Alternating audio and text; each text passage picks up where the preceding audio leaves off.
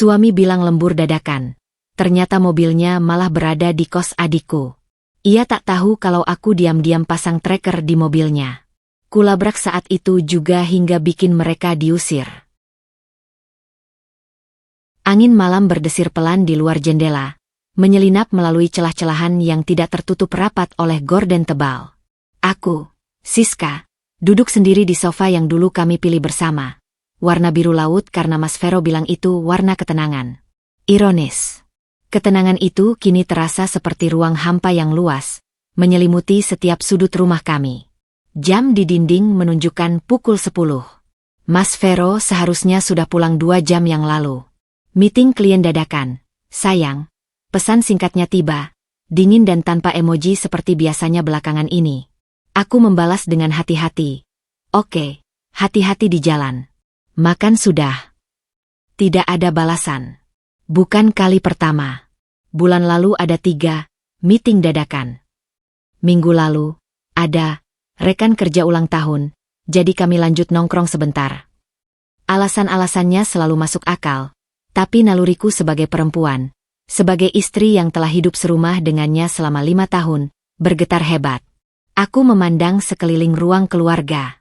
Foto pernikahan kami tersenyum manis dari bingkai kayu di atas rak TV. Wajah Mas Vero di foto itu, dengan senyum yang mencapai matanya, terasa seperti milik orang asing. Senyumnya kini, jikapun ada, terasa datar dan cepat menghilang. Ciumannya di keningku setiap pagi sebelum berangkat lebih terasa seperti rutinitas. Cepat, kering, tanpa sentuhan lembut di pipi atau pelukan erat seperti dulu. Bahkan 2 malam yang lalu, saat aku mencoba berinisiatif, mengenakan gaun tidur yang dulu ia suka, tangannya terasa kaku memelukku. Lelah, SIS, bisiknya sebelum berpaling dan tak lama kemudian mendengkur. Aku terbaring menatap langit-langit, merasakan sepi yang jauh lebih menyakitkan daripada pertengkaran. Tapi yang paling mengusikku adalah perubahan kecil yang hanya bisa kurasakan, bukan kulihat.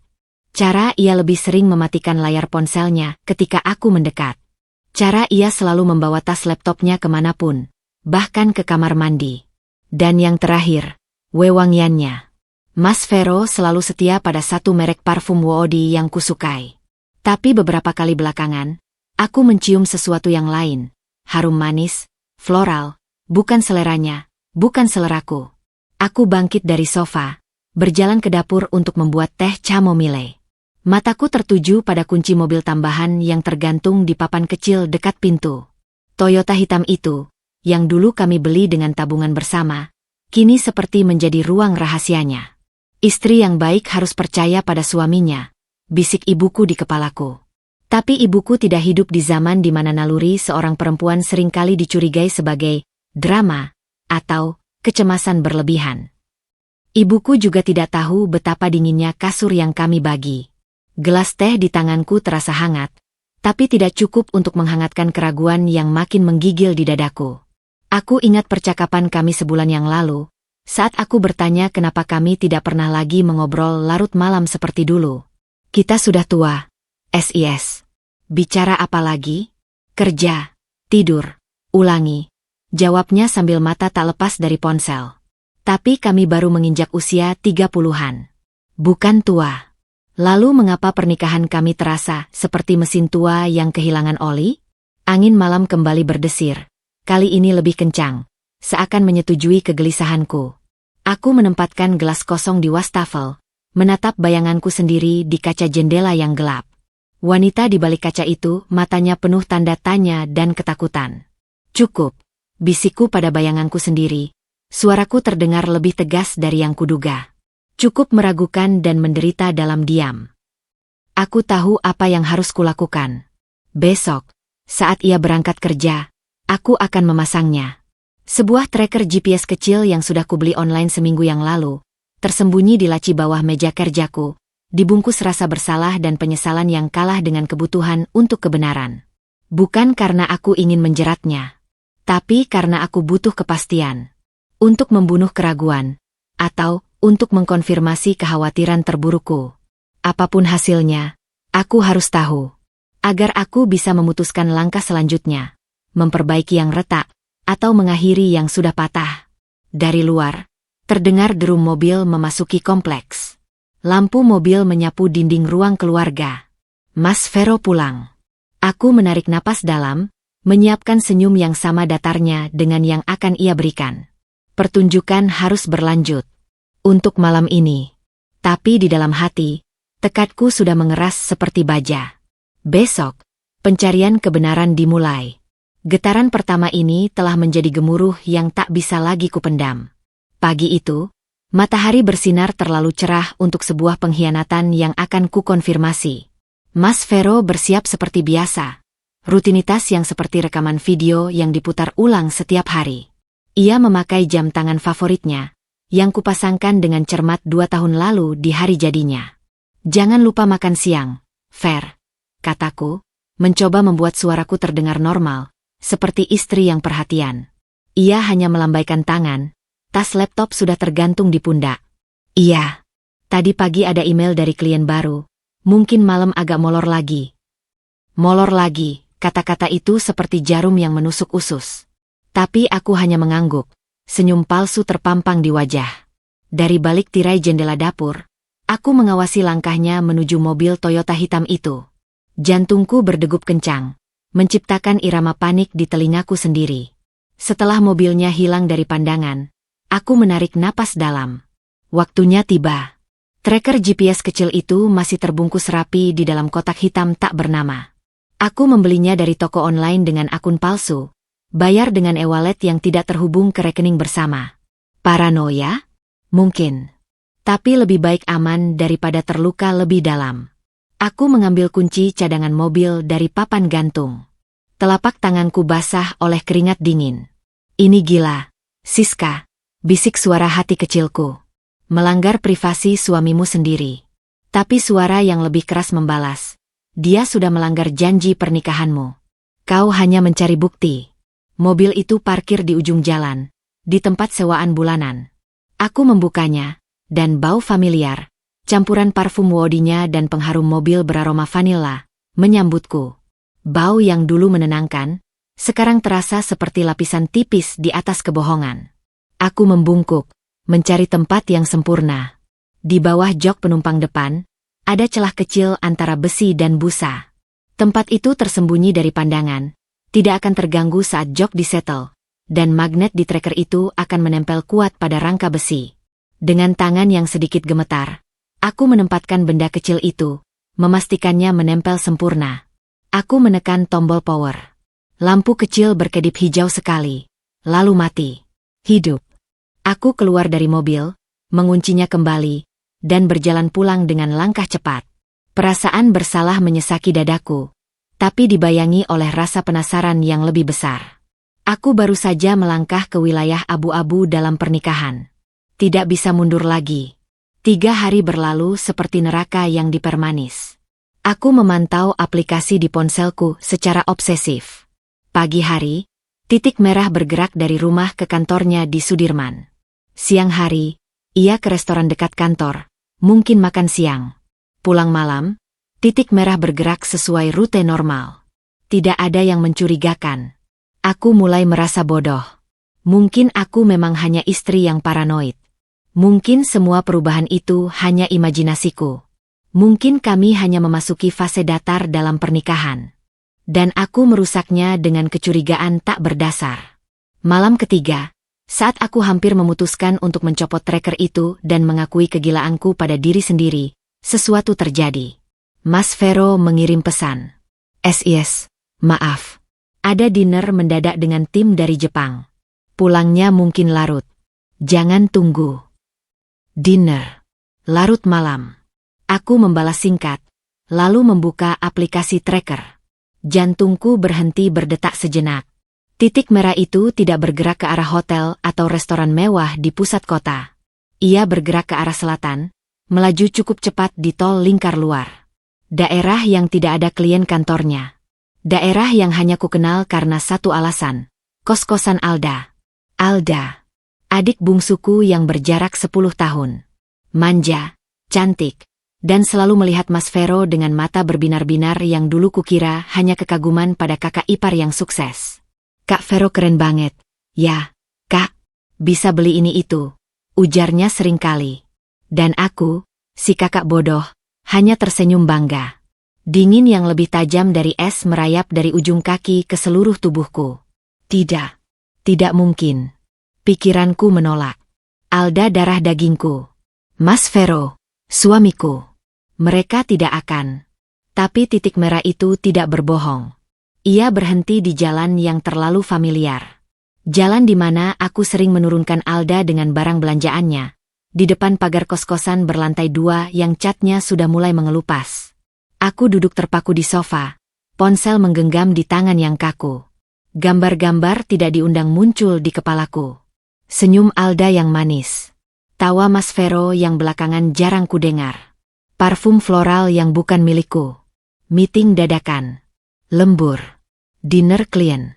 Kepingan-kepingan puzzle yang selama ini berserakan tiba-tiba menyatu membentuk gambar yang begitu jelas, begitu keji, sehingga aku merasa ingin muntah. Tindakanku selanjutnya tidak berasal dari pemikiran rasional. Itu murni naluri, dorongan primitif untuk mengetahui, untuk melihat dengan mata kepalaku sendiri, agar aku tidak menjadi gila karena bayangan-bayangan ini.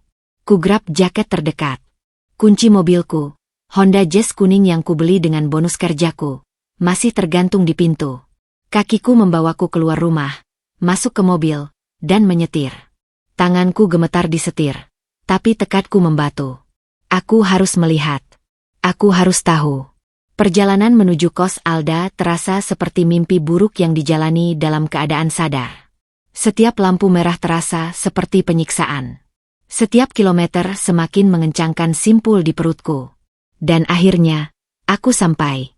Di seberang jalan, agak tersembunyi di balik pohon tanjung, Toyota hitam itu terparkir dengan tenang. Seperti ia memang memiliki hak untuk berada di sana. Mataku naik ke lantai 2. Jendela kamar Alda.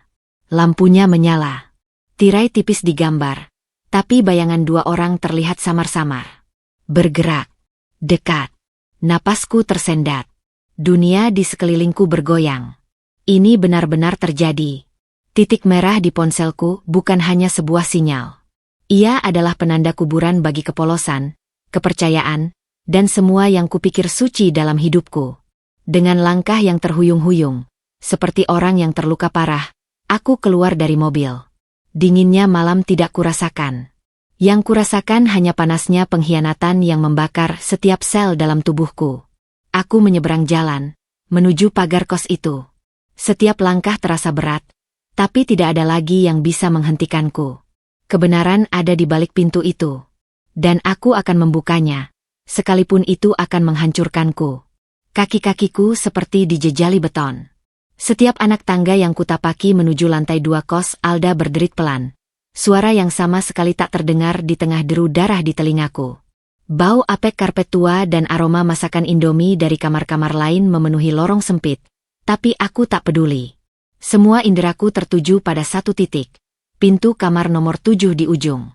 Dari balik pintu kayu lapis yang dicat biru muda, suara tawa samar-samar terdengar. Tawa Alda yang riang, cempreng, seperti anak kecil yang dapat hadiah. Dan suara rendah Mas Vero yang bergema hangat, suara yang dulu selalu mampu menenangkanku, kini menusuk seperti belati. Aku berdiri di depan pintu itu, jantung berdegup kencang sampai-sampai kupikir mereka bisa mendengarnya. Telapak tanganku berkeringat dingin. Apa yang sedang kulakukan di sini? Bisik suara kecil yang penuh keraguan. Pulang saja, Siska. Jaga harga dirimu. Jangan hadapi ini. Tapi suara itu tenggelam oleh amarah yang mendidih, oleh rasa sakit yang terlalu besar untuk dipendam. Aku tidak bisa berbalik. Tidak sekarang. Tanganku, tanpa kusadari, sudah mengepal. Bukan untuk mengetuk. Tapi, dengan satu gerakan impulsif yang berasal dari jurang terdalam kekecewaanku, aku mendorong daun pintu itu. Kunci, atau mungkin hanya gembret, tak terkunci. Pintu itu terbuka dengan suara berderit keras. Dan waktu pun terhenti. Pemandangan di dalam kamar berukuran 3x4 meter itu mencabik-cabik sisa ilusi yang masih kupercayai. Alda duduk di tepi tempat tidur singlenya yang berkelambu tipis, wajahnya berseri, memakai kaos kaki bergambar kelinci yang pernah kubelikan. Di depannya, di atas sebuah nampan plastik, Ada kue ulang tahun kecil dengan satu lilin yang masih menyala. Lilin berbentuk angka 21. Ulang tahun Alda bulan depan.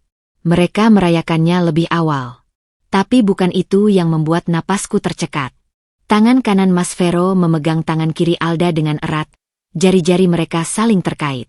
Di tangan kirinya, ia memegang sepotong kue yang baru saja disuapkan ke mulut Alda. Ada sebintik krim coklat di sudut bibir Alda. Dan ekspresi di wajah mereka. Keintiman itu nyata, alami, seperti rutinitas yang sudah dilakukan berulang kali. Kakak. Alda terlonjak, suaranya melengking seperti sirine. Wajahnya yang berseri tiba-tiba pucat pasi, seperti hantu. Tangannya segera menyeka bibirnya, melepas genggaman Mas Vero dengan gerakan kasar, seperti menyentuh api. Mas Vero langsung berdiri, hampir menjatuhkan nampan kue. Kue kecil itu terhuyung-huyung. Lilinnya padam dengan kepulan asap tipis. Wajahnya, yang biasanya selalu terkendali, berkerut dalam campuran rasa panik, bersalah, dan sesuatu yang lain, rasa malas tertangkap basah. Siska, ini bisa dijelaskan. Katanya, suaranya serak, tangannya terangkat seperti ingin mendekat, tapi takut. Dijelaskan? Suaraku sendiri terdengar asing bagiku. Parau, datar, tapi penuh getaran kemarahan yang tertahan. Seperti kawat yang ditarik terlalu kencang dan siap putus. Lembur dadakan? Proyek mendesak? Ini proyekmu, Alda? Merusak rumah tangga kakakmu sendiri. Aku melangkah masuk, mataku menyapu ruangan. Kamar Alda yang biasanya berantakan, kini rapi. Ada bunga mawar merah di dalam vas bekas botol sirup di meja belajarnya. Sebuah jaket pria, jaket kulit favorit Mas Vero yang kukira hilang, tergantung dengan santai di sandaran kursi. Setiap detail adalah pukulan baru. SIS, tunggu, kita hanya berbicara. Mas Vero mencoba mendekat. Tubuhnya menghalangi pandanganku ke arah Alda yang kini gemetar hebat. Alda, dia ada masalah dengan pacarnya. Dia butuh nasihat. Aku bukan buta, Vero, teriakku, dan kali ini suaraku pecah, penuh kesakitan. Aku juga bukan bodoh. Cuma berbicara, dengan memegang tangan, dengan merayakan ulang tahun lebih awal, dengan jaketmu yang tergantung di sini. Aku menunjuk jaket itu, dan melihat Mas Vero tersentak. Ia tak punya jawaban. Aku memalingkan tatapan ke adikku sendiri. Alda menunduk, air mata sudah mengalir deras di pipinya, merusak riasan tipisnya. Tapi di balik tangisnya, aku masih melihat sisa kecerahan di matanya, cahaya bahagia yang baru saja dipadamkan oleh kehadiranku. Sejak kapan? Tanyaku, suaraku lebih rendah sekarang, tapi lebih berbahaya. Jawab, Alda. Sejak kapan kau tidur dengan suamiku? Kak, jangan. Isaknya. Kami tidak bermaksud. Itu terjadi begitu saja. Begitu saja? Aku tertawa, tapi suaranya terdengar pahit dan hampa, seperti bunyi kerikil di dalam kaleng kosong. Kau tidur dengan suamiku, begitu saja? Dengan semua yang sudah aku lakukan untukmu? Ingat, Alda, aku yang membayar uang pangkal kuliahmu saat orang tua kehabisan uang. Aku yang mengirimkanmu uang saku ekstra setiap bulan. Aku yang membelikanmu laptop saat punyamu rusak. Kau balas semua itu dengan menghancurkan hidupku. Setiap kata yang keluar adalah panah beracun, tapi juga melukai diriku sendiri. Kenangan Alda kecil yang mengejarku di halaman rumah, meminta gendong. Kenangan dia memelukku erat saat aku menikah, berkata, "Kakak, aku ingin dapat suami baik seperti Mas Vero." Semua itu kini hancur berantakan, berserakan di lantai kamar kos yang sumpek ini. Suara langkah cepat di lorong mengganggu konfrontasi kami. Ibu Rina, pemilik kos yang bertubuh gempal dan bermuka masam, muncul dengan wajah berkerut. Ia memakai daster bunga-bunga dan penjepit rambut. Sudah, teriaknya. Suara kerasnya memenuhi ruangan. Suara apa ini? Ribut-ribut tengah malam begini. Saya tidak mau ada drama seperti ini di kos saya. Ia memandangi kami bertiga dengan mata sipit yang penuh penghakiman. Matanya tertuju pada Mas Vero, lalu pada Alda yang masih terisak, lalu padaku yang berdiri tegak dengan wajah basah oleh air mata yang tak kusadari sudah mengalir. Keluar. Ibu Rina menunjuk ke Mas Vero dan Alda dengan jari telunjuk yang tebal. Sekalian juga. Teriaknya lagi, tidak memberi ampun. Malam ini juga cari tempat lain. Kos saya bersih. Tidak terima perempuan bawa suami orang ke kamar. Alda tampak panik, ketakutan nyata akhirnya menghapus semua ekspresi lain di wajahnya. Bu, tunggu. Mohon, ini cuma salah paham. Salah paham apa? Hardik Ibu Rina, tangan di pinggang. Saya lihat sendiri. Laki-laki bukan mahasiswa sering datang ke sini. Saya pikir kakak atau omnya. Ternyata, cek. Tidak ada toleransi. Keluar. Atau saya panggil Hansip. Mas Vero, yang selama ini terlihat seperti patung yang kehilangan nyawa, tiba-tiba bergerak. Ia mencoba menyentuh lenganku, wajahnya memohon. Siska, mari kita pulang. Di sini bukan tempatnya. Kita bicara baik-baik di rumah. Sentuhannya di lenganku terasa seperti sengatan listrik. Kasar. Asing. Menjijikkan. Kusibak tangannya dengan gerakan penuh kekuatan yang tak kusangka kumiliki. Jangan sentuh aku, desisku. Setiap kata diucapkan dengan dingin yang bisa membekukan api. Jangan pernah sentuh aku lagi. Aku memandang terakhir kali ke adik yang dulu sangat kukasihi, yang sekarang terlihat kecil, rapuh, dan hancur di atas tempat tidurnya sendiri. Tapi tak ada belas kasihan lagi di hatiku. Hanya ada rasa hampa yang luas dan perih. Kau sudah dewasa, Alda, kataku, suaraku kembali datar, kosong. Urus sendiri hidupmu. Jangan hubungi aku lagi. Jangan datang ke rumahku. Anggap aku tidak punya adik lagi. Tanpa menunggu tanggapannya, aku berbalik. Aku berjalan keluar dari kamar itu, melewati Ibu Rina yang masih mengomel, menuruni tangga dengan langkah yang anehnya sangat mantap. Suara tangis Alda yang meledak dan teriakan Mas Vero memanggil namaku dari atas. Siska, tunggu. Hanyalah suara latar yang samar-samar. Aku keluar dari kos itu, masuk ke mobilku yang masih parkir di seberang. Barulah, saat pintu mobil tertutup rapat, mengisolasi diriku dari dunia luar, semua pertahanan itu runtuh. Tubuhku gemetar tak terkendali. Tangis yang dalam, sunyi, dan menyayat hati keluar dari dadaku. Aku memukul setir berkali-kali, hingga tangan terasa sakit, tapi sakit hatinya jauh lebih parah. Mobil hitam itu masih terparkir tak jauh, sebuah bukti bisu dari pengkhianatan yang baru saja kusaksikan. Aku menyalakan mesin, dan melaju tanpa arah yang jelas. Rumah? Tidak. Tempat itu bukan rumah lagi. Hanya sebuah bangunan yang berisi kenangan-kenangan palsu. Aku mengemudi dalam keadaan setengah sadar. Air mata terus mengalir. Titik merah di ponselku, yang memulai semua ini, kini hanya sebuah alat yang mengantarku pada kehancuran total. Aku telah membuka pintu yang seharusnya tetap tertutup. Dan apa yang kudapati di baliknya telah meluluhlantakkan segala sesuatu yang kupikir benar tentang hidupku, tentang cinta, tentang keluarga. Dan yang paling menyakitkan, aku tahu, ini bukan akhir. Ini baru awal dari sebuah badai yang akan menghancurkan lebih banyak lagi. Pukul 3 pagi. Jalanan sepi, hanya diterangi lampu jalan kuning yang menyorot jalanan basah oleh embun malam. Aku berhenti di sebuah parkiran minimarket 24 jam di daerah yang tak kukenal. Kurasakan seluruh tubuhku kelelahan, tapi mata ini tak bisa terpejam. Gambar Mas Vero memegang tangan Alda, ekspresi mereka yang intim, seperti film pendek yang diputar berulang-ulang di kepalaku. Ponselku bergetar tak henti-hentinya. Mas Vero, Alda, Mas Vero, aku tak menjawab.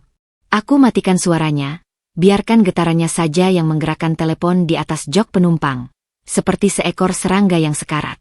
Setelah getaran kesekian kalinya, aku melihat layar. 27 panggilan tidak terjawab. Puluhan pesan. Aku membuka pesan dari Mas Vero. Siska, tolong. Jawab teleponku. Aku mohon. Aku pulang ke rumah, kau tidak ada. Ini semua salah paham. Aku akan jelaskan semuanya. Alda bukan apa-apa. Dia cuma adikmu yang butuh bantuan. Pesan terakhir. Aku tunggu di rumah. Pulanglah. Kita bicara. Alda hanya mengirim satu pesan. Kakak, aku minta maaf. Aku tahu ini tidak bisa dimaafkan. Tapi tolong, jangan sakiti diri sendiri. Pulanglah. Membaca pesan Alda justru membuat amarahku menyala kembali. Jangan sakiti diri sendiri. Dialah yang baru saja menusukku dengan pisau terhunus di jantungku. Ku menekan tombol hapus untuk semua pesannya. Aku tak ingin melihat namanya lagi. Tapi aku harus pulang. Aku tak bisa mengembara selamanya. Selain itu, bagian dari diriku yang masih waras ingin mendengar penjelasan absurd apa yang bisa dia keluarkan dari mulutnya. Matahari sudah mulai menyembulkan sinar jingga pucat di ufuk timur ketika aku akhirnya membuka pintu rumah. Bau rumah yang biasa terasa nyaman, kini terasa seperti ruang mati.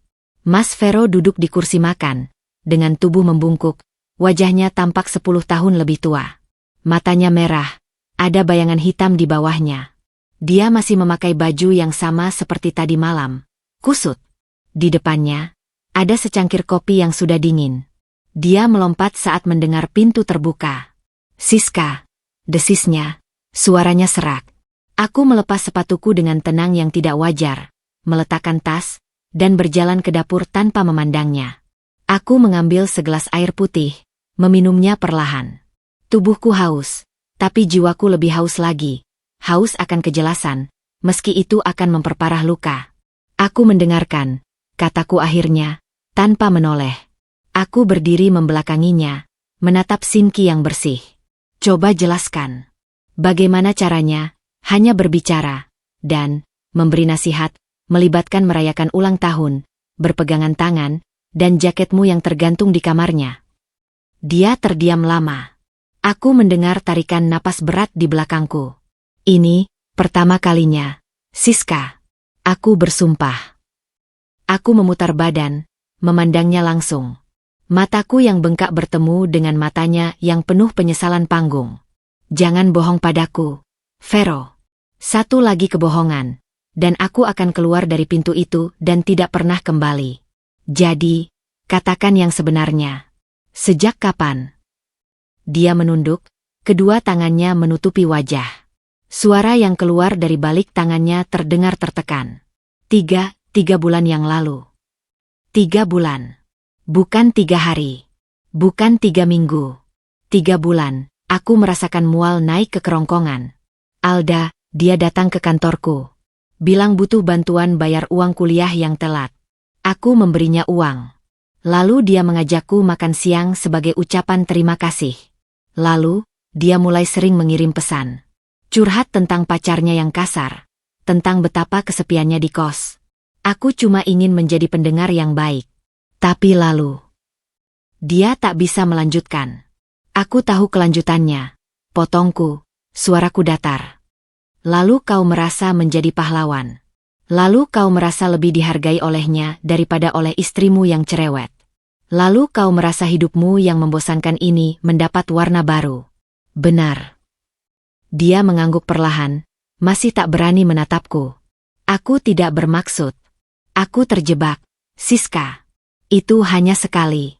Setelah itu aku merasa bersalah. Aku berusaha mengakhirinya. Sekali, aku mendekatinya, dan untuk pertama kalinya malam itu, suaraku bergetar keras oleh kemarahan. Kau bilang 3 bulan. Kau pikir aku bodoh? Lidahmu bersentuhan dengan miliknya tadi malam. Vero, itu bukan aksi orang yang hanya sekali dan menyesal. Itu aksi orang yang nyaman. Dia akhirnya menatapku, matanya basah. Kamu tidak pernah mengerti, Siska. Kamu selalu sibuk dengan pekerjaanmu. Setiap aku pulang, kamu sibuk dengan laptopmu. Kamu lebih sering membicarakan target dan bonus daripada membicarakan kita. Kamu bahkan tidak ingat ulang tahun pernikahan kita bulan lalu. Aku terhenyak. Dia melancarkan serangan balik. Dan yang paling menyakitkan, ada sedikit kebenaran di dalamnya. Aku memang sibuk. Tapi bukan untuk diriku sendiri. Untuk kita. Untuk cicilan rumah, untuk tabungan masa depan, untuk biaya anak yang tak kunjung datang. Jadi ini salahku. Bisikku, tak percaya. Karena aku sibuk bekerja, kau merasa berhak berselingkuh dengan adikku sendiri. Tidak. Bukan itu maksudku. Dia berdiri, mendekatiku, tapi aku mundur. Maksudku, kita sudah jauh. Siska. Dan Alda, dia membuatku merasa dilihat lagi. Didengarkan. Alda membuatmu merasa dilihat dengan uang yang sebagian berasal dari gajiku. Hardiku. Uang yang kukirimkan untuk hidup dan kuliahnya? Kau membiayai perselingkuhanmu sendiri dengan uang istrimu. Dia tampak tertampar. Aku tidak memikirkan itu. Tentu tidak. Kau terlalu sibuk memikirkan diri sendiri. Aku menarik napas dalam, mencoba menenangkan diri yang hampir meledak. Apa yang terjadi tadi malam? Meeting dadakan, itu. Dia menghela napas. Kalah. Dia bilang ada PR sulit. Aku cuma mau membantunya. Lalu dia bilang ingin merayakan ulang tahun lebih awal. Karena hari H nanti dia pulang ke orang tua. Aku belikan kue. Aku tahu ini salah. Aku sudah merasa bersalah sejak di jalan. Tapi tetap kau lakukan, gumamku. Karena perasaan bersalahmu tidak sebesar keinginanmu untuk bersama dia. Diam menyelimuti kami. Kata-kata telah diucapkan. Pengakuan telah diberikan, meski setengah hati dan penuh pembenaran. Apa yang sekarang, Siska? Tanyanya akhirnya, suara kecil, penuh ketakutan. Aku memandang sekeliling rumah ini. Dinding yang kami pilih catnya bersama. Sofa yang kami rebutkan di toko karena aku suka warna biru. Foto-foto kebahagiaan palsu. Semuanya terasa seperti set film yang akan segera dibongkar. Aku tidak tahu, jawabku, jujur. Kemarahan mulai mereda, digantikan oleh kelelahan yang amat sangat. Aku butuh waktu untuk berpikir. Aku akan akhiri semua dengan Alda. Sekarang juga, katanya, mengambil ponselnya. Jangan, hentakku. Itu urusanmu dan dia. Aku tidak ingin terlibat lagi. Aku tidak ingin mendengar namanya. Aku tidak ingin melihatmu mengakhiri sesuatu yang seharusnya tak pernah dimulai. Dia terdiam, ponsel di tangannya terlihat berat. Untuk sementara, aku melanjutkan, suaraku datar tanpa emosi. Kita akan hidup seperti ini. Kamu di kamar tidur. Aku di kamar tamu. Jangan sentuh aku. Jangan tanya aku mau kemana. Jangan coba memperbaiki ini dengan kata-kata manismu. Tidak ada kata-kata yang bisa memperbaiki ini. Dia mengangguk pelan. Wajahnya hancur. Apa kita masih punya harapan? Pertanyaan itu menggantung di udara, tajam dan berbahaya. Aku memandang pria yang dulu kusayangi, yang sekarang terasa seperti orang asing lengkap dengan rahasia keji. Aku tidak tahu, Vero, ulangku, lalu berbalik menuju kamar tamu. Yang aku tahu, pengkhianatanmu dan adikku telah membunuh sesuatu di dalam diriku. Dan aku tidak yakin apakah sesuatu itu bisa dihidupkan kembali. Pintu kamar tamu kututup perlahan. Tidak dikunci. Tapi batas antara kami telah dibangun. Kokoh, dingin, dan penuh kepedihan. Aku merosot di lantai, punggung menempel di daun pintu. Dari balik pintu, kudengar suara tangis teredam Mas Vero. Tangisan penyesalan? Atau tangisan karena tertangkap basah? Yang jelas, malam pengakuan setengah hati ini tidak membawa kedamaian. Hanya menyisakan luka yang lebih dalam dan masa depan yang gelap tak bertepi. Aku telah mendengar kebenarannya. Dan itu lebih menyakitkan daripada yang kubayangkan. Keesokan harinya, rumah kami seperti museum yang ditinggalkan penjaganya. Sunyi, berdebu oleh kata-kata yang tak terucap, dan penuh dengan artefak-artefak kebahagiaan masa lalu yang sekarang terasa seperti ejekan. Aku meminta cuti mendadak dari kantor dengan alasan, keluarga sakit. Tidak sepenuhnya bohong. Keluargaku, definisi keluarganya, sedang sekarat. Mas Vero pergi kerja dengan wajah pucat dan mata sembab. Sebelum pergi, dia berdiri di depan pintu kamar tamu. Sepertinya ingin berkata sesuatu. Aku mendengar tarikan napasnya, tapi akhirnya hanya langkah kakinya yang menjauh. Aku bersyukur. Kata-kata apa lagi yang bisa diucapkan setelah malam kemarin? Setelah yakin dia sudah pergi, aku keluar dari kamar. Tujuan pertama, laptop lama Mas Vero yang tersimpan di lemari atas ruang kerja. Laptop yang dia ganti setahun lalu karena sudah lambat, dan sejak itu terbengkalai. Dia orang yang ceroboh dengan hal digital. Passwordnya selalu sama, kombinasi tanggal lahir kami. Naif sekali dahulu kukira itu romantis, pikirku getir. Sekarang, itu adalah kunci menuju neraka. Aku menghidupkan laptop. Butuh waktu lama untuk booting. Saat desktop akhirnya muncul, dengan wallpaper foto kami berdua di pantai Parangtritis, dadaku sesak. Aku langsung membuka folder documents, lalu downloads. Aku tidak tahu apa yang kucari. Mungkin hanya ingin menyakiti diri sendiri lebih dalam. Aku menemukannya di folder tersembunyi yang diberi nama Project_Archive. Isinya bukan file proyek kantor. Ada folder bertanggal mulai dari hampir 1,5 tahun yang lalu. Bukan 3 bulan. 1,5 tahun. Folder pertama. Bali_trip_company retreat. Aku membukanya. Bukan foto bersama rekan kerja. Tapi foto Mas Vero dan Alda, berdua saja, di tepi pantai Kuta saat matahari terbenam. Alda mengenakan dress putih yang kupunya. Dress yang dia pinjam untuk acara kampus, dan tidak pernah dikembalikan. Mereka berpelukan. Senyum mereka lebar, bebas, tak terbebani. Tanggal filenya, 18 bulan yang lalu. Saat itu, Mas Vero memang ada, company retreat, ke Bali selama 3 hari. Aku ingat dia membawakan oleh-oleh kaos. Kaos yang kupakai sampai sekarang. Aku menekan bibirku kuat-kuat hingga terasa sakit, mencegah teriakan yang ingin keluar. Folder berikutnya, Villa_Puncak_Anif. Dibuka. Foto-foto mereka di sebuah villa mewah. Alda memakai kimono hotel, duduk di tepi jacuzzi. Mas Vero di belakangnya, memeluknya dari belakang, mencium lehernya. Tanggal, 11 bulan lalu. Di tanggal yang sama, Mas Vero bilang ada dinner dengan klien penting, dan pulang pagi-pagi buta. Aku, si istri baik, malah menyiapkan sarapan karena kasihan dia, bekerja semalaman. Satu persatu folder dibuka. Setiap foto adalah pukulan telak. Ada foto mereka di dalam mobil. Mobil kami, Alda duduk di jok depan, sedang tertawa terbahak-bahak. Ada foto selfie mereka di sebuah restoran sushi mahal yang selalu kuinginkan tapi Mas Vero bilang, terlalu mahal untuk sekadar makan. Ada foto Alda tidur dengan pulas di kasur, dengan latar kamar yang bukan kosnya, kemungkinan kamar hotel. Wajahnya tampak tenang, puas. Tidak hanya foto. Ada juga scan PDF dari beberapa info C. Tagihan hotel. Tagihan restoran. Dan yang paling membuatku ingin muntah, info C dari sebuah butik perhiasan ternama, untuk sebuah kalung berlian kecil dengan liontin huruf A. A untuk Alda. Tanggalnya 6 bulan lalu, bertepatan dengan bonus proyek yang katanya cukup untuk bayar cicilan mobil. Ternyata, cukup juga untuk membeli kalung berlian untuk selingkuhannya. Aku menelusuri lebih dalam. Folder percakapan chat yang diekspor. Ratusan halaman PDF berisi percakapan mereka dari aplikasi percakapan aman. Aku buka secara acak. Vero, aku rindu smell MU.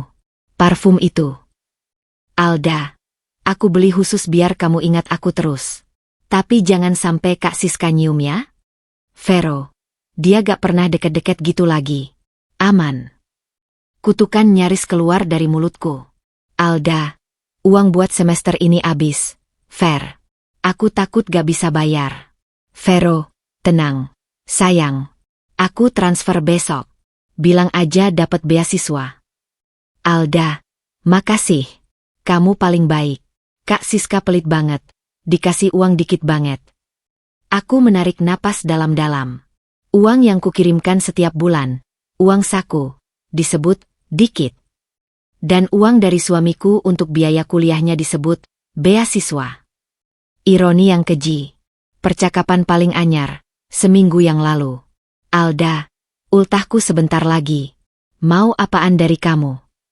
Vero, apa aja yang kamu mau. Tapi jangan minta ketemu di hari H. Ya, entar susah. Alda, nanti aku kasih tahu. Tapi kamu harus janji merayain sama aku sebelum hari haji cuma berdua. Vero, janji. Nanti aku bilang lembur. Lembur, kata itu seperti mantra ajaib untuk menipuku. Dan aku, seperti orang bodoh, selalu percaya. Aku menutup laptop. Mataku kering. Aku sudah menangis semalaman.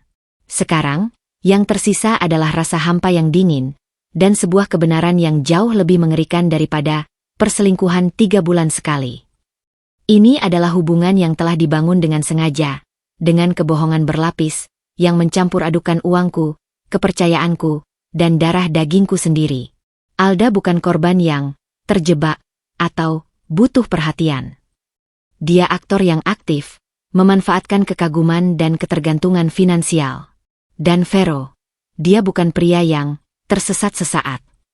Dia adalah penipu ulung yang telah memainkan peran suami setia dengan sangat baik, sementara membangun kehidupan lain dengan adik istrinya. Aku berjalan ke lemari pakaian, mengambil kotak perhiasanku yang sederhana.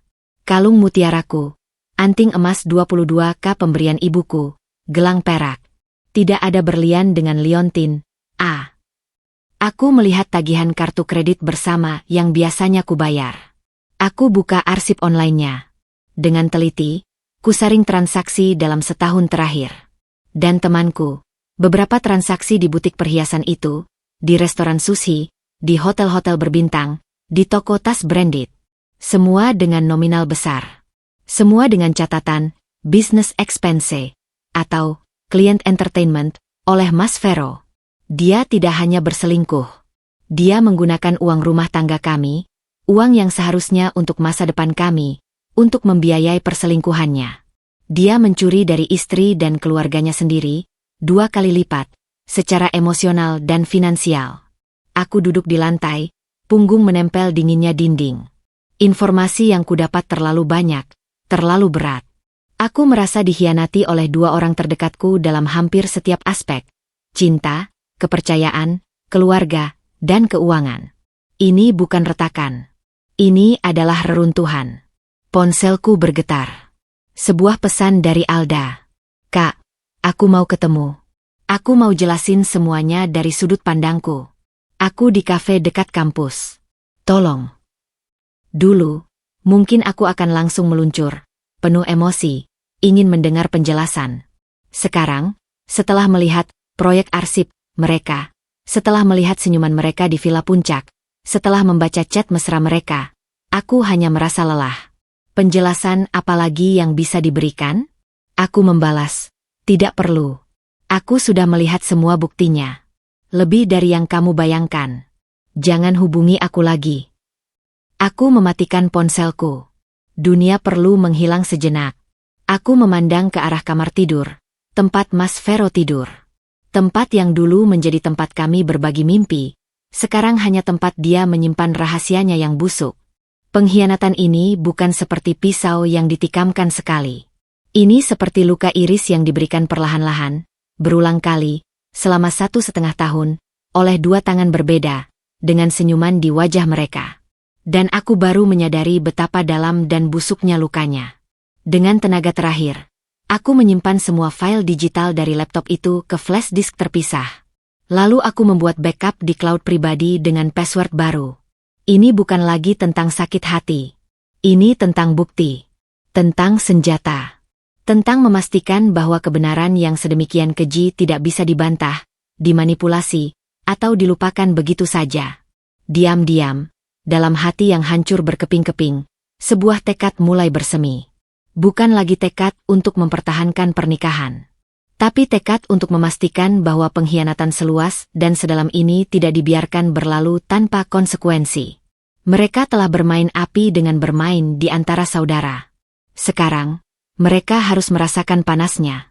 Rasa sakit itu, setelah melewati tahap ledakan dan kebekuan, kini mengkristal menjadi sesuatu yang lain, fokus yang tajam dan dingin. Tangisku sudah kering. Kejutan telah berubah menjadi peta jalan yang jelas di benakku. Aku, Siska sang akuntan yang teratur, akan memperlakukan kehancuran rumah tanggaku seperti sebuah proyek audit yang paling krusial. Dan dalam audit ini, ada 2 entitas yang terbukti melakukan kecurangan akut, Vero dan Alda. Fase 1. Pengumpulan bukti, selesai. Flash disk di tanganku terasa berat meski fisiknya ringan. Di dalamnya tersimpan arsip digital pengkhianatan mereka. Foto, chat, infoch. Semua sudah di-backup di beberapa tempat. Aku bahkan sudah mencetak beberapa yang paling menjijikkan. Foto mereka di villa, scan tagihan perhiasan, dan menyimpannya di brankas kantor. Aman. Fase 2. Perubahan strategi perilaku. Ini yang paling sulit. Harus bertindak melawan setiap naluri untuk menjerit, mencakar, atau menghindar. Pagi itu, saat Mas Vero pulang kerja dengan wajah lebih lesu dari biasanya, aku sudah menyiapkan makan malam sederhana. Bukan masakan spesial, hanya tumis kangkung dan telur dadar. Tapi itu sudah cukup membuatnya terkejut. Aku masak, kataku datar, bukan ramah. Makan dulu. Dia memandangku, bingung, penuh curiga. Siska, kamu tidak harus. Aku tahu, potongku. Tapi perut harus diisi. Kita tidak akan bisa berpikir jernih kalau kelaparan. Itu kalimat yang masuk akal. Kedengarannya pragmatis. Bukan pemaaf. Dia menerimanya dengan hati-hati. Kami makan dalam sunyi. Tapi kali ini, sunyi itu tidak terlalu menusuk. Karena aku yang mengendalikannya. Aku yang menentukan kapan harus bicara. Aku sudah berpikir, ujarku, memecah kesunyian saat kami minum teh. Aku marah. Sangat marah. Tapi, aku juga melihat kebenaran dalam kata-katamu. Aku sibuk. Kita menjauh. Matanya berbinar, mencium secercah harapan. Benarkah? Kamu mengerti. Mengerti bukan berarti memaafkan, Vero, kataku, menatapnya langsung. Tapi, mungkin kita bisa mencoba. Perlahan. Dengan syarat. Apa saja, katanya segera, tubuhnya condong ke depan. Rasa bersalah dan ketakutan akan kehilangan membuatnya sangat patuh. Persis seperti yang kuharapkan. Pertama, tidak ada lagi kontak dengan Alda. Sama sekali. Blokir nomornya. Hapus dari media sosial. Sudah. Aku sudah lakukan, katanya cepat. Kedua, transparansi keuangan. Kita buat rekening bersama baru untuk kebutuhan sehari-hari.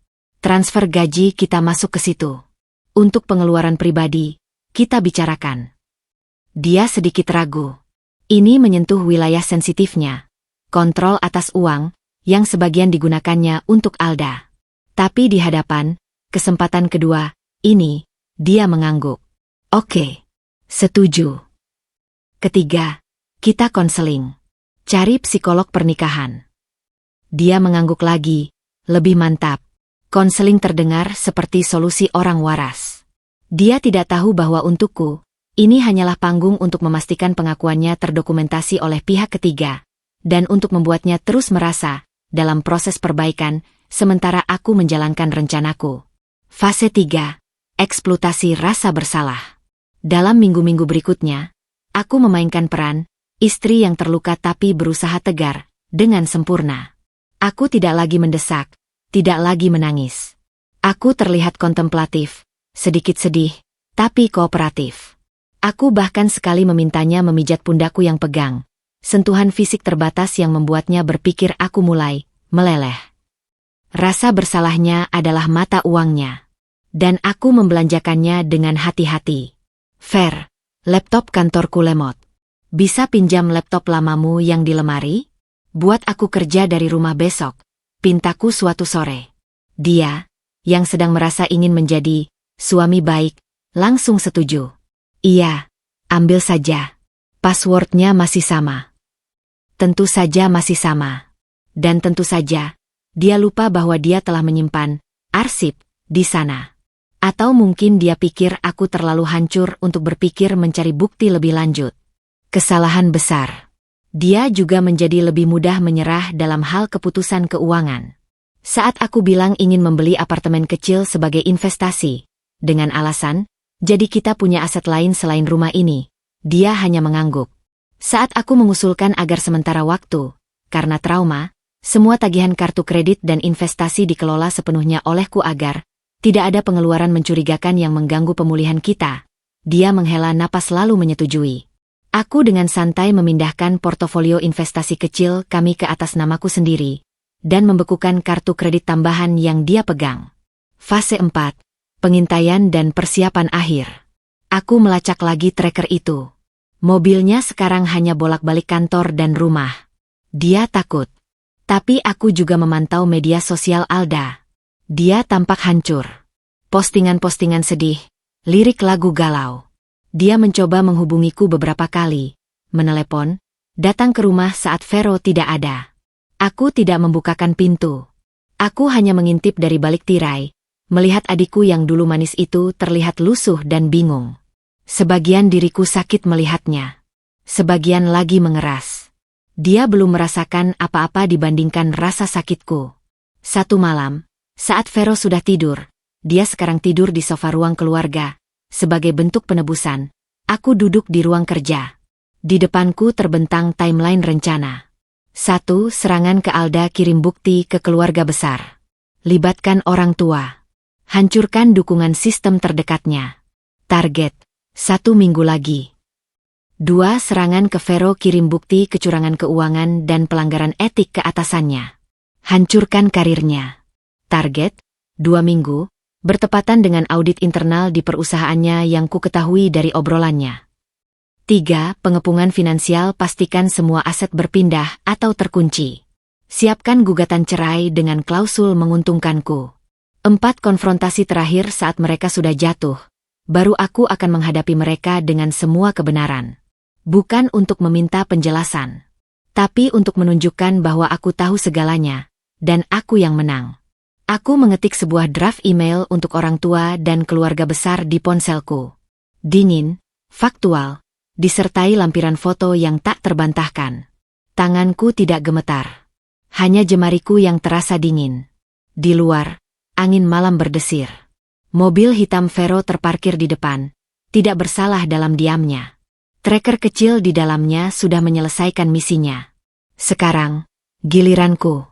Aku mematikan lampu dan duduk dalam gelap. Wajahku yang terpantul di layar laptop yang gelap terlihat seperti orang asing. Mata yang tajam, bibir yang terkatup rapat, tanpa senyum. Apakah aku menjadi monster dalam proses balas dendam ini? Mungkin. Tapi monster itu diciptakan oleh mereka. Mereka yang mengajarku bahwa cinta dan kepercayaan hanyalah ilusi, dan bahwa darah sendiri pun bisa menjadi racun. Rencana sudah disusun. Sekarang, waktunya eksekusi. Aku akan memastikan pengkhianatan berlapis itu dibayar dengan cara yang setimpal. Dengan kehancuran berlapis pula. Mereka tidak hanya harus menyesal. Mereka harus jatuh. Dan aku akan menjadi arsitek kejatuhan mereka.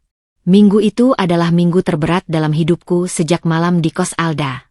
Bukan karena kesedihan, tapi karena menahan diri untuk tidak segera menekan tombol kirim.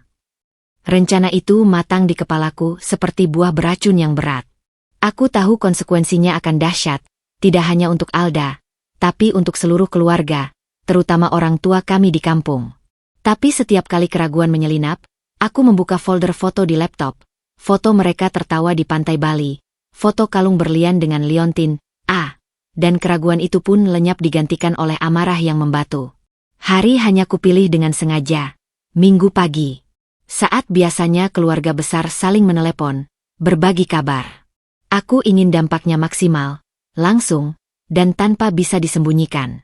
Pukul 9 pagi, setelah memastikan Mas Vero pergi, belanja kebutuhan rumah, sebuah tugas yang kuberikan untuk membuatnya sibuk dan jauh dari ponsel. Aku duduk di depan laptop dengan secangkir teh yang sudah dingin. Aku membuka grup WhatsApp keluarga besar, keluarga bahagia Situmorang. Ada 25 anggota di dalamnya. Orang tua, papa dan mama, semua om, tante, sepupu, tentu saja Alda, dan Mas Vero.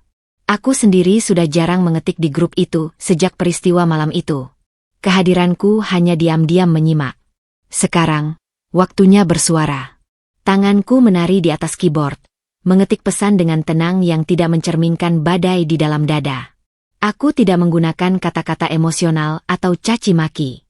Aku menggunakan bahasa seorang auditor yang melaporkan temuan kecurangan. Siska, pukul 9.07. Kepada keluarga besar yang saya cintai. Dengan berat hati dan setelah pertimbangan yang sangat matang, saya harus menyampaikan sebuah kebenaran yang pahit. Kebenaran ini telah menghancurkan hidup dan pernikahan saya. Selama kurang lebih 1,5 tahun, suami saya, Vero, dan adik kandung saya sendiri, Alda, telah menjalani hubungan perselingkuhan di belakang saya. Saya memiliki bukti-bukti yang tidak terbantahkan. Saya lampirkan beberapa di sini untuk kejelasan. Meski saya sadar ini akan menyakitkan untuk dilihat. Aku kemudian melampirkan 5 file. Bukan yang paling vulgar, tapi yang paling jelas dan tak bisa dibantah. 1. Tangkapan layar percakapan mereka di mana Alda memanggil Vero, sayang, dan mengeluh tentangku. 2. Foto mereka berdua di Bali, berpelukan. 3. Scan invoice kalung berlian dengan huruf A, beserta transaksi kartu kredit yang menunjukkan pembayarannya dari rekening bersama. 4. Tangkapan layar transfer rutin dari rekening Vero ke rekening Alda, dengan nominal jauh lebih besar dari uang saku yang biasa kukirim. 5. Foto jaket kulit Vero yang tergantung di kamar kos Alda, diambil malam aku mendobrak pintu. Saya telah bekerja keras, membantu biaya hidup dan kuliah Alda dengan tulus. Saya mempercayai suami saya sebagai partner hidup. Yang saya terima adalah pengkhianatan yang terencana, dibiayai dengan uang dari hasil jerih payah saya juga. Alda, kamu bukan lagi adik saya. Vero, kamu bukan lagi suami saya. Bagi keluarga, saya memohon maaf karena tidak bisa menjadi anak, kakak, dan menantu yang baik lagi. Saya butuh waktu dan ruang untuk menyembuhkan luka yang dalam ini. Saya akan menghapus diri dari grup ini. Mohon hormati keputusan dan penderitaan saya. Siska, pukul 99. Aku menatap pesan itu selama beberapa detik yang terasa abadi. Jempolku menggantung di atas tombol, kirim. Di layar, foto profil keluarga, foto lama kami semua di rumah orang tua, dengan senyum lebar, seolah menatapku memohon. Ini untukmu, Siska, bisik hatiku yang sudah mengeras. Untuk harga dirimu yang mereka injak-injak. Aku menekan, kirim. Efeknya instan dan seperti ledakan di ruang hampa. Pesan telah terkirim. Lalu, selama hampir semenit, tidak ada apa-apa. Hanya tanda, centang 2, biru. Grup itu membeku. Kemudian, notifikasi mulai berdatangan. Bukan di grup, tapi langsung ke ponselku, melalui pesan pribadi. Tante Maya, Siska. Apa ini? Ini benar? Astaga. Om Binsar, aduh, nak, ini kesalahan besar. Jangan buru-buru. Kita bicara. Sepupu Devi, Kak Siska, aku nggak percaya. Alda? Serius? Aku beneran shock. Aku tidak membalas satupun. Aku hanya memantau grup. Letusan pertama di grup berasal dari Papa. Papa, pukul 9.13. Alda, keluar. Keluar dari grup ini sekarang. Apa yang kau perbuat, ha? Memalukan keluarga. Setan. Mama, pukul 9.14. Siska, sayang. Mama tidak tahu. Mama. Pesan suara 2 menit, berisi isakan dan kata-kata tak jelas yang dipenuhi tangisan. Lalu, beberapa pesan dari anggota keluarga lainnya yang berisi ekspresi kekagetan, kemarahan, dan beberapa permintaan penjelasan.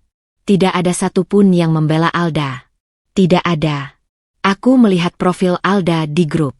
Foto profilnya yang stylish, dengan filter kecantikan, terlihat sangat tidak sesuai dengan situasi. Dia tidak mengetik apapun. Hanya status, online-nya yang muncul beberapa saat, lalu berubah menjadi offline.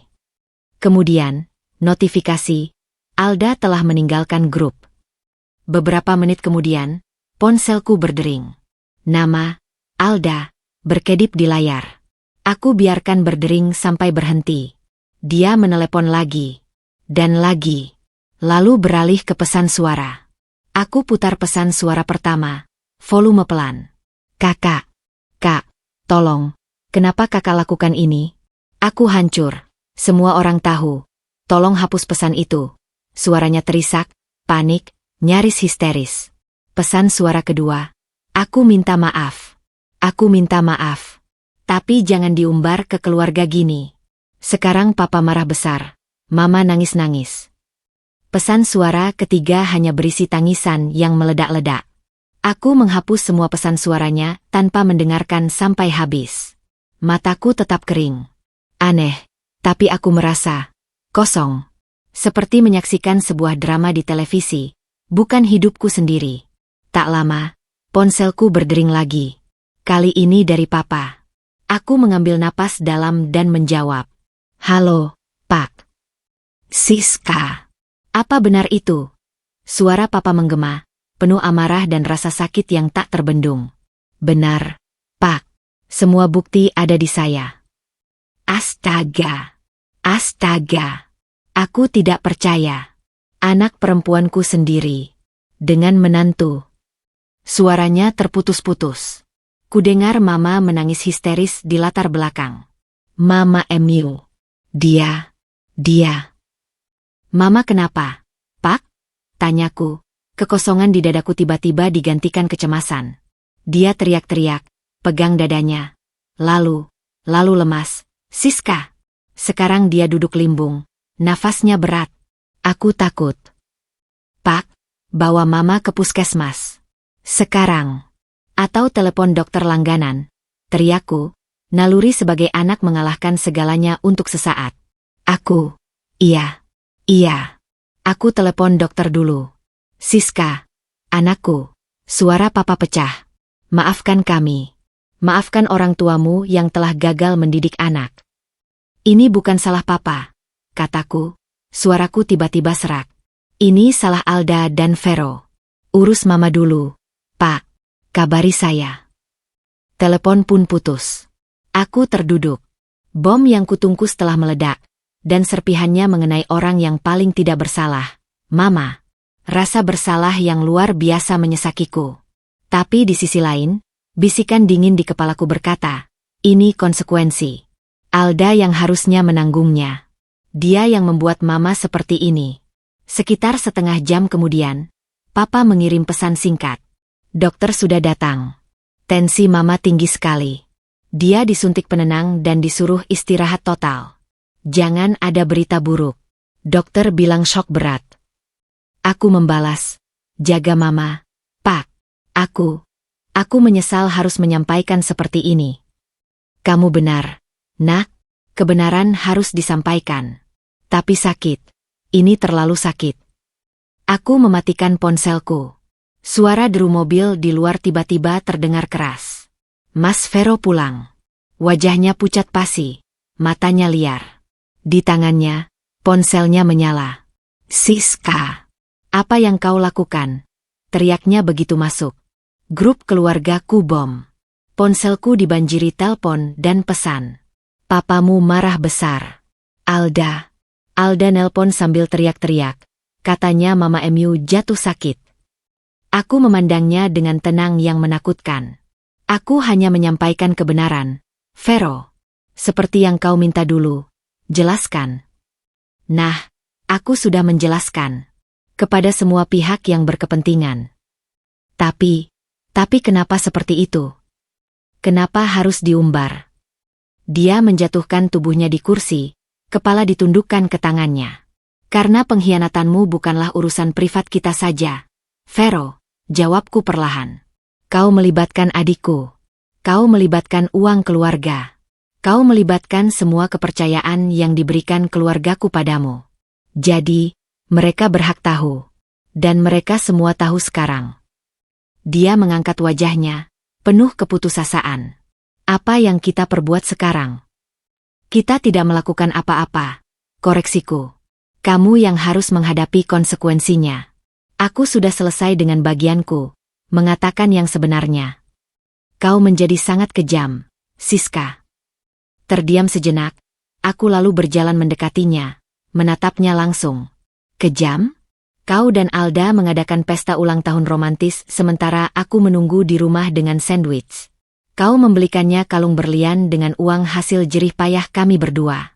Kau memeluknya di pantai Bali sementara kau membawakanku kaos oleh-oleh.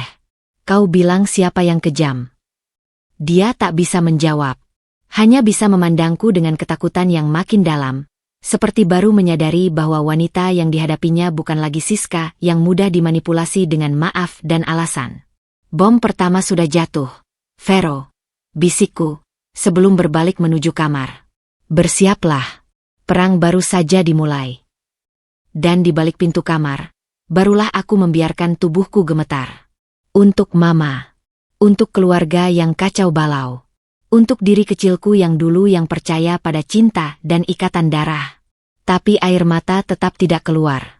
Sepertinya sumbatan di hati itu telah berubah menjadi batu. Dan batu itu akan kugunakan untuk membangun tembok yang tak bisa mereka runtuhkan lagi. Alda telah diusir dari keluarga. Itu baru langkah pertama. Setelah kekacauan di grup keluarga, suasana rumah berubah menjadi medan perang yang sunyi. Setiap benda, setiap sudut, seolah menyimpan kenangan pengkhianatan atau rencana balas dendamku.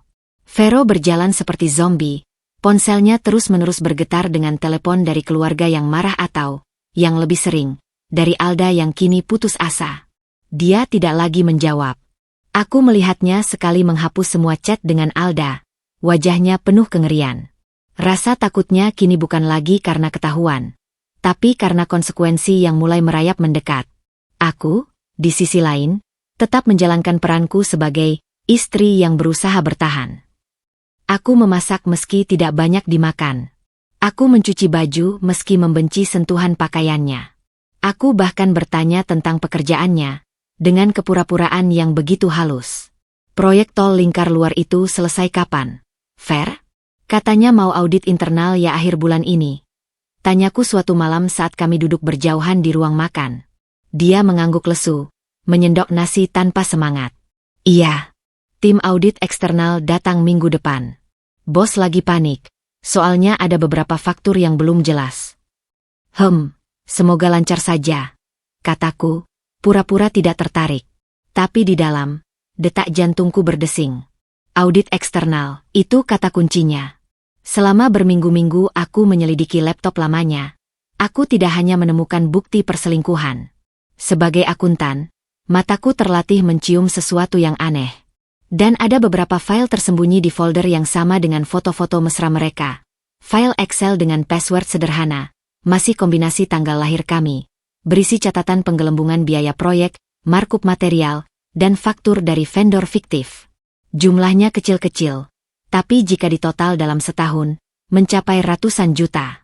Vero, sebagai manajer proyek, pasti terlibat, entah sebagai pelaku atau yang menutup mata dengan imbalan tertentu. Dia bukan hanya penipu di rumah. Dia juga penipu di kantor. Dan bosnya, Pak Handoko, adalah pria tua yang terkenal sangat disiplin dan tidak toleran terhadap kecurangan. Aku pernah bertemu beliau di satu acara kantor. Integritas di atas segalanya, Bu Siska, katanya kala itu. Sekarang, aku akan menguji integritasnya. H3 Audit. Aku duduk di warnet kecil di pusat perbelanjaan, jauh dari rumah dan kantor. Aku membuat alamat email baru dengan nama samaran, karyawan prihati gmail.com. Dengan teliti, aku menyusun email. Aku tidak menyebutkan perselingkuhan. Itu urusan pribadi. Fokusku adalah kecurangan keuangan. Sebagai karyawan prihatin, aku menyatakan memiliki bukti penyimpangan dalam proyek tol lingkar luar yang dikelola oleh Vero. Aku lampirkan. 1. Analisis perbandingan harga material di pasar dengan harga yang dibebankan di faktur proyek, selisih 20 hingga 30%. 2. Daftar beberapa vendor yang alamat dan NPWP-nya tidak valid setelah ku cross-check secara online. 3. Pola transfer dana proyek ke rekening pribadi yang tidak berkaitan, dengan nominal yang selalu di bawah limit pelaporan. 4. Tangkapan layar dari file Excel rahasia itu, dengan bagian nama dan nick Vero yang kublur. Aku tidak menuduh langsung. Aku hanya menyajikan data dan menyebutkan, mohon diperiksa lebih lanjut oleh tim audit independen. Kekhawatiran saya adalah hal ini merugikan perusahaan dan dapat membahayakan reputasi Bapak selaku pemilik. Kemudian, aku mencari di internet alamat email pribadi Pak Handoko yang pernah dibagikan di sebuah seminar. Aku mengetik alamatnya dengan hati-hati. 1, 2, 3. Jempolku menari di atas tombol trackpad. Kemudian, klik. Pesan terkirim. Tidak ada yang terjadi. Tidak ada konfirmasi khusus. Hanya sebuah email yang kini melayang di dunia maya, menuju kotak masuk seorang pria yang terkenal tegas. Aku menghapus histori browser, logout, dan meninggalkan warnet. Keringat dingin membasahi punggungku. Ini berbeda dengan mengirim pesan ke grup keluarga. Ini adalah laporan kriminal. Jika terbukti, ini bukan hanya masalah dipecat. Ini bisa berurusan dengan hukum. Hari audit. Vero berangkat lebih pagi dari biasanya, berdasi rapi, tapi wajahnya tegang. Wismilak, katanya, mencoba bercanda getir. Aku hanya mengangguk. Semoga yang terbaik. Sepanjang hari, aku memantau ponselku. Tidak ada telepon darurat darinya. Aku cek lokasi mobilnya via tracker. Masih di kantor. Pukul 5 sore biasanya dia pulang. Hari ini, pukul 7 malam, mobilnya masih di sana. Pukul 8 malam, ponsel rumah berdering. Aku mengangkat. SIS. Suaranya di seberang sana parau, hampa, seperti orang yang baru mendengar vonis mati. Aku ditahan di kantor. Audit, mereka menemukan sesuatu. Ditemukan apa? Tanyaku, berusaha terdapat khawatir. Ada ketidaksesuaian. Faktor. Mereka dapat info dari email anonim. Pak Handoko marah besar. Aku mungkin dipecat, Siska. Atau lebih buruk. Aku mendengar suara lain di belakangnya, suara pria berbicara kasar. Aku harus pergi. Mereka mau bicara lagi. Aku coba pulang nanti. Telepon putus. Aku berdiri di tengah ruang keluarga, mendengarkan nada sambung ulang. Perasaan campur aduk, puas, takut, lega, dan sedikit kosong. Jerat yang kusiapkan telah mengerat. 2 hari kemudian, Vero pulang dengan langkah gontai. Tas kerjanya tergenggam longgar di tangan. Wajahnya seperti orang yang baru keluar dari perang. Pucat, mata cekung, baju kusut. Aku dipecat, katanya begitu masuk, tanpa pendahuluan. Suaranya datar. Effective immediately. Mereka juga melaporkan ke kepolisian untuk kemungkinan penggelapan dana proyek. Aku harus kooperatif dengan penyelidikan internal mereka. Kalau tidak, dia tak menyelesaikan kalimatnya. Tapi maksudnya jelas, ancaman pidana. Bagaimana bisa? Tanyaku, mendekatinya. Apa kau memang? Dia menatapku, dan untuk pertama kalinya sejak semua ini terjadi, matanya jujur. Penuh penyesalan yang dalam dan tak terbantahkan. Aku tidak sendiri. Ada sistem. Atasan langsungku juga dapat bagian. Tapi, aku yang bertanggung jawab atas dokumen. Dan email anonim itu terlalu spesifik. Hanya orang yang punya akses ke file rahasia aku yang tahu. Dia memandangku lama, dan sebuah kecurigaan yang mengerikan muncul di matanya. Tapi dia cepat mengusirnya. Mustahil. Aku istrinya. Aku yang berusaha bertahan. Aku yang selama ini membantunya. Apa yang kita lakukan sekarang? Tanyanya, suaranya kecil. Kita? Ulangku pelan. Vero, dalam urusan ini, hanya ada kamu. Aku tidak tahu apa-apa tentang penggelapan dana. Aku hanya tahu kau berselingkuh dengan adikku. Terdiam. Dia paham maksudku. Dalam bencana ini, dia sendirian. Aku butuh pengacara, gumamnya. Itu ide bagus, jawabku. Tapi dengan apa kau bayar? Gajimu berhenti. Rekening bersama kita isinya untuk hidup sehari-hari. Dan dengan skandal ini, mana ada firma hukum yang mau ambil kasusmu tanpa bayaran di muka?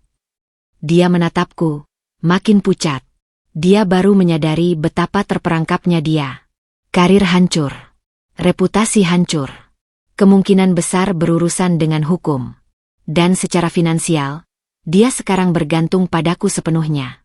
Siska, tolong, bisiknya, air mata akhirnya menetes. Aku tahu aku brengsek. Aku tahu aku menghancurkan segalanya. Tapi tolong, jangan tinggalkan aku sekarang. Aku tidak punya siapa-siapa lagi. Aku memandang pria yang dulu sangat kukagumi ini, yang kini merengek di hadapanku. Dahulu, air matanya akan membuatku luluh. Sekarang, itu hanya membuatku tahu bahwa akhirnya dia merasakan sedikit dari ketidakberdayaan yang kurasakan saat mendobrak pintu kos Alda. Aku tidak akan mengusirmu dari rumah ini, untuk saat ini, kataku, memilih kata-kata dengan hati-hati. Tapi ingat, Vero, Aku melakukannya bukan karena cinta atau belas kasihan. Aku melakukannya karena aku tidak sekejam yang kau kira. Tapi batas itu tipis. Jangan coba menipuku lagi.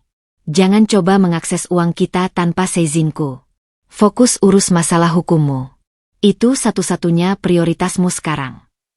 Dia mengangguk patuh, seperti anak yang dimarahi.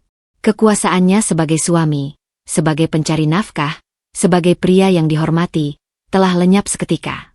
Aku telah memotong semua sayapnya, satu persatu. Malam itu, dia tidur di sofa dengan tubuh menggigil, meski tidak dingin. Aku mendengarnya terkadang mengigau, menyebut nama Pak Handoko, menyebut uang, dan sekali, dengan suara parau, "Alda, maafkan aku." Aku berbaring di kamar tidur, menatap langit-langit. Jerat hukum telah bekerja lebih cepat dan lebih efektif dari yang kubayangkan. Vero bukan lagi ancaman. Dia adalah tawanan di rumahnya sendiri, dihantui oleh kesalahan-kesalahannya. Satu target sudah jatuh. Kini, tinggal memastikan dia tetap di bawah, sambil mempersiapkan fase berikutnya. Memastikan semua jerat finansial yang kusiapkan mengerat sempurna. Dan, tentu saja, memantau kehancuran Alda di kejauhan. Bom pertama telah meledak. Bom kedua, yang berupa skandal keuangan ini, baru saja mengguncang fondasi hidup Vero. Dan aku, sang arsitek, baru saja menyelesaikan fondasi reruntuhan mereka. Sejak pemecatan Vero, rumah kami yang luas 60 meter persegi itu menyusut menjadi sebuah sangkar berjeruji tak kasat mata. Udara di dalamnya terasa pengap, penuh dengan beban kejatuhan dan pengawasan yang konstan. Kini, posisi kami benar-benar terbalik. Aku bangun pagi, mandi, berpakaian rapi untuk kerja kantor. Vero baru bangun saat aku hendak pergi. Wajahnya bengkak oleh tidur yang gelisah dan mungkin tangisan diam-diam. Dia memakai kaos oblong lama dan celana training yang sudah pudar. Pakaian yang dulu hanya dipakai untuk berkebun di akhir pekan, sekarang menjadi seragam sehari-harinya. "Ada yang perlu dibeli atau urus?" tanyaku setiap pagi di depan pintu. Nada datar seperti kepada asisten rumah tangga. Dia biasanya menggeleng, atau menyebutkan sesuatu yang remeh, garam habis, atau bensin untuk motor habis. Motor tua itu, peninggalan masa kuliahnya, sekarang menjadi satu-satunya alat transportasinya. Mobil Toyota hitam itu tetap parkir di depan, tapi sejak skandal keuangan, dia seolah tak berani menyentuhnya. Sebuah monumen kejatuhannya. Aku memberinya uang tunai secukupnya untuk kebutuhan sehari-hari, selalu dengan catatan dan kwitansi. Aku perlakukan dia seperti karyawan yang mendapat uang saku. Rasa malunya yang dalam membuatnya menerima perlakuan itu tanpa protes. Saat aku pergi, aku tahu dia akan menghabiskan hari dengan sia-sia. Melamar kerja online? Mungkin. Tapi siapa yang mau mempekerjakan manajer proyek yang dipecat karena dugaan korupsi? Menonton TV? Mungkin. Tapi matanya kosong, tak menangkap gambar di layar. Aku tahu karena sekali dua kali aku pulang lebih awal dan mendapatinya terduduk di sofa, menatap dinding kosong. Makan malam adalah ritual yang paling menyiksa baginya. Aku akan menyajikan makanan, duduk, dan makan dengan tenang. Dia, di seberang meja, seperti orang yang memakan abu. Setiap suap terasa berat. "Pengacaranya sudah ketemu?" tanyaku suatu malam, memotong ayam goreng dengan pisau yang berdentang halus di piring. Dia mengangguk, tak menatapku. "Sudah. Tapi, butuh uang untuk jasa pendampingan awal." Dia bilang kasusnya rumit. "Berapa?"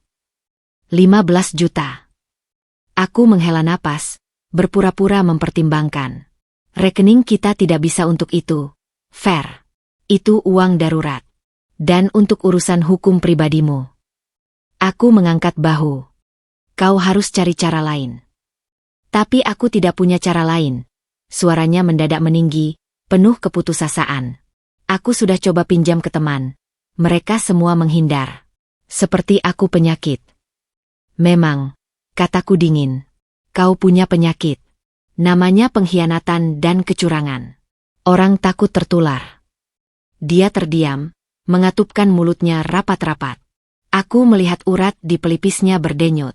Kemarahannya selalu tertahan, karena dia tahu dia tidak punya hak untuk marah. Tidak lagi. Setelah makan, biasanya dia akan mencuci piring. Sebuah tugas yang kuberikan, dan dia lakukan dengan patuh. Aku akan duduk di ruang keluarga, membuka laptop, seolah-olah bekerja.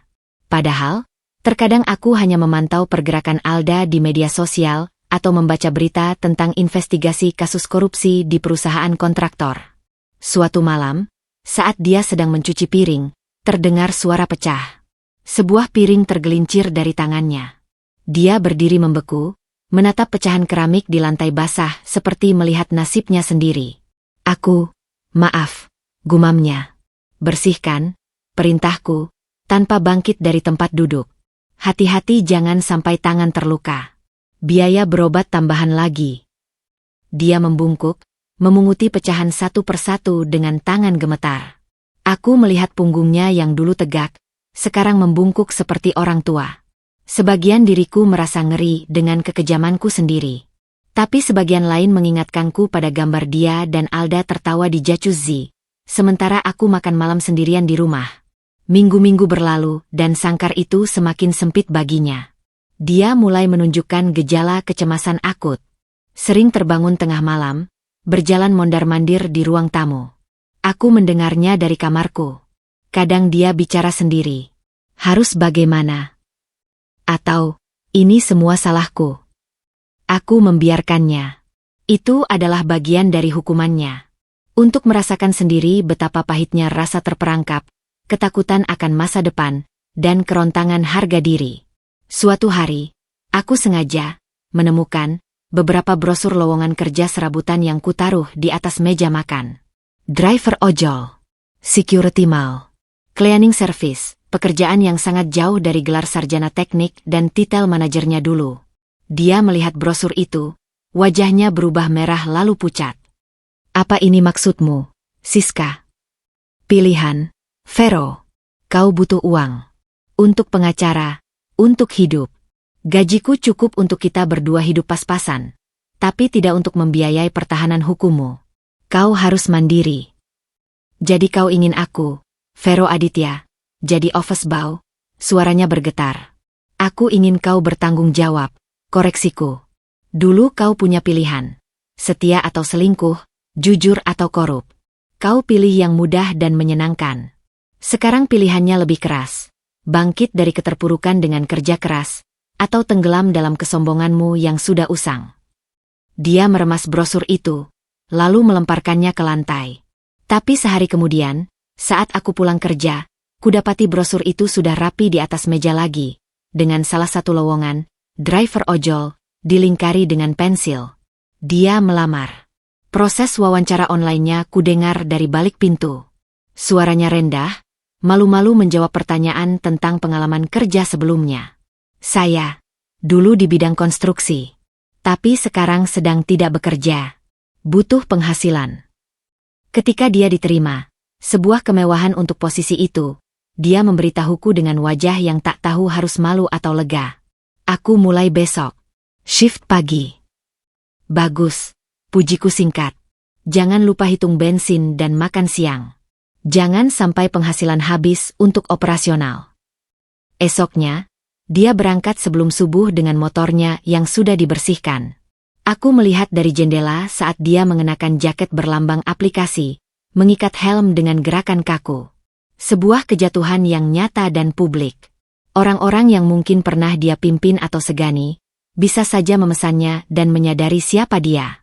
Pada malam pertamanya bekerja, dia pulang dengan tubuh pegal dan wajah lesu. Tapi ada sesuatu yang berbeda di matanya. Sedikit kilau penerimaan.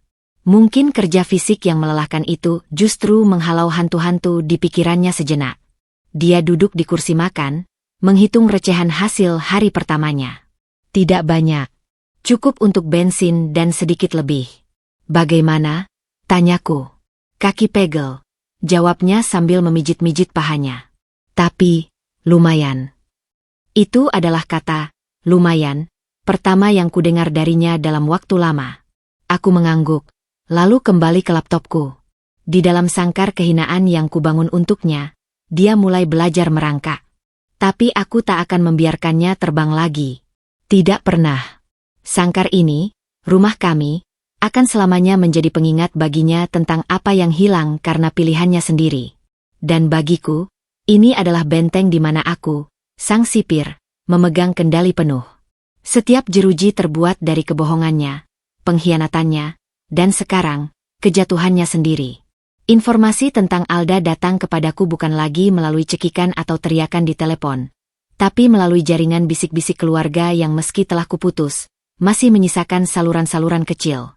Tante Maya, yang selalu punya soft spot untukku, sesekali mengirim pesan singkat, hanya untuk mengabari tentang keadaan Alda, meski aku jarang membalas. Setelah diusir dari keluarga dan menjadi bahan gunjingan di kalangan kerabat, Alda seperti menguap dari dunia yang dulu dikenalnya. Dia putus kuliah, tentu saja, tanpa uang dariku dan tanpa beasiswa dari Vero, dia tak bisa membayar SPP. Kosnya diusir oleh Ibu Rina dan kos-kosan lain di sekitarnya segera mencium aibnya, menolak memberinya kamar. Pesan pertama dari Tante Maya, Alda numpang di temannya, katanya. Tapi katanya cuma bisa seminggu. Temannya juga dapat tekanan dari ortunya. Aku membacanya sambil minum kopi pagi. Vero di seberangku sedang menghabiskan bubur dengan mata sayu. Dia tidak tahu isi pesanku. Dia sudah berhenti menanyakan Alda sama sekali. Nama itu menjadi kata terlarang di rumah kami. Sebuah hantu yang kami berdua hindari dengan cara berbeda. Beberapa minggu kemudian, pesan Tante Maya lagi. Alda dapat kerja jadi waitress di kafe dekat kampusnya. Tapi, ada yang bilang dia sering digituin sama bosnya. Kasihan sih, tapi ya, susah juga mau bantu. Aku menghela napas.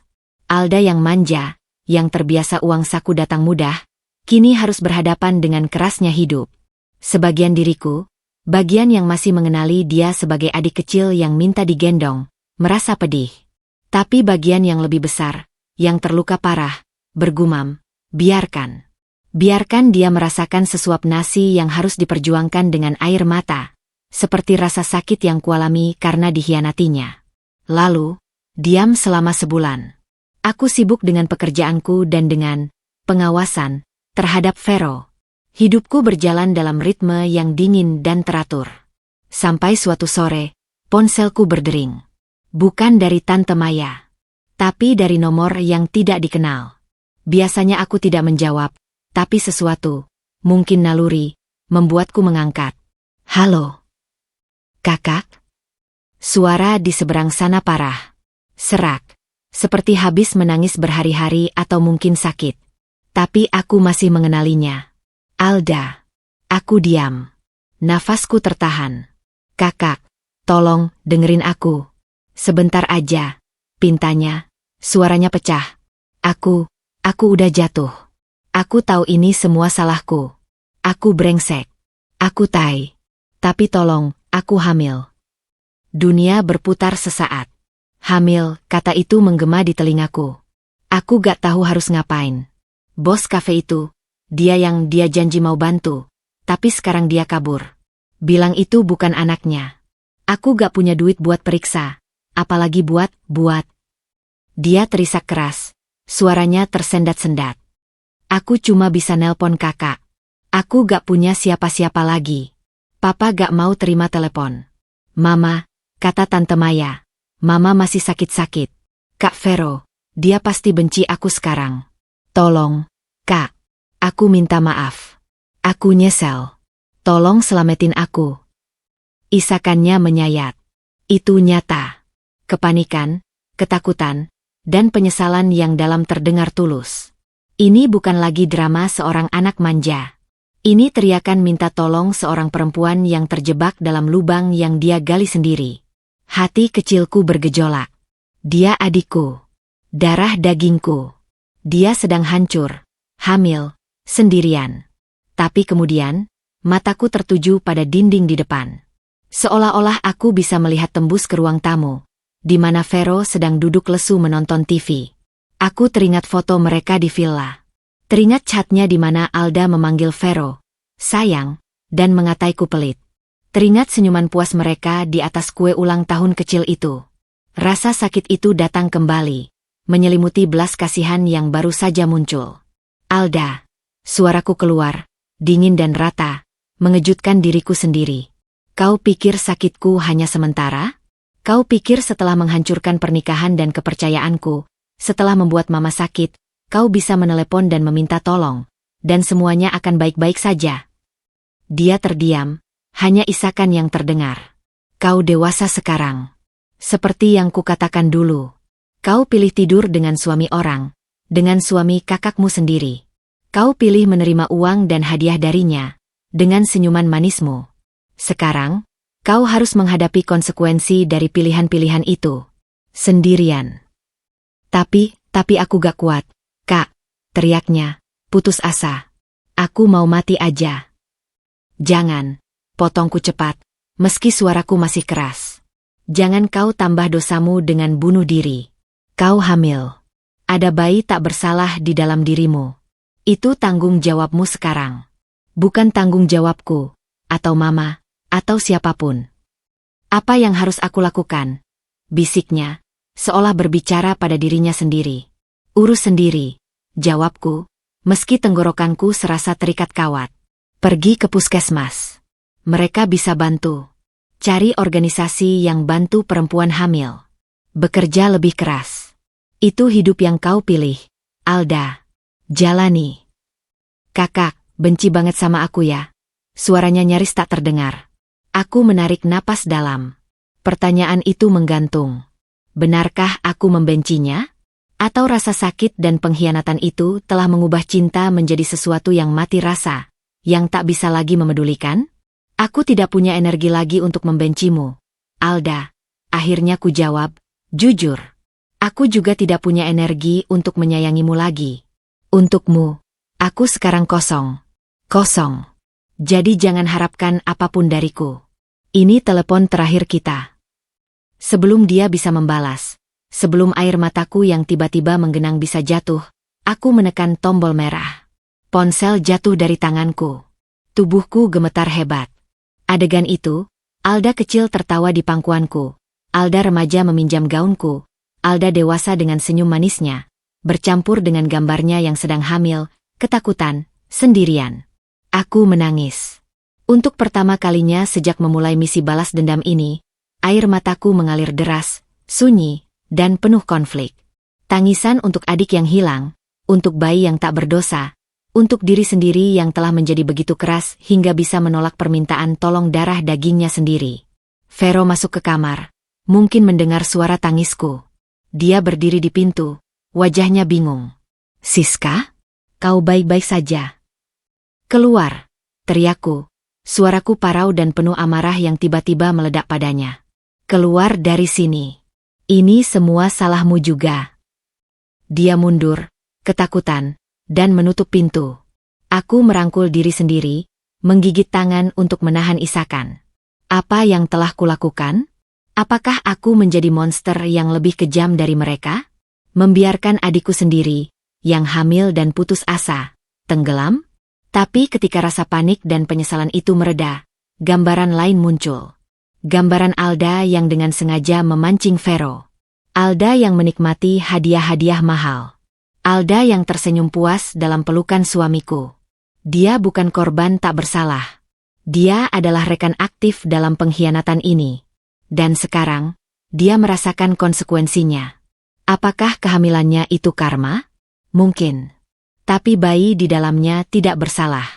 Keesokan harinya, dengan mata bengkak, aku melakukan sesuatu yang mungkin lunak, atau mungkin hanya untuk menenangkan hati nuraniku sendiri.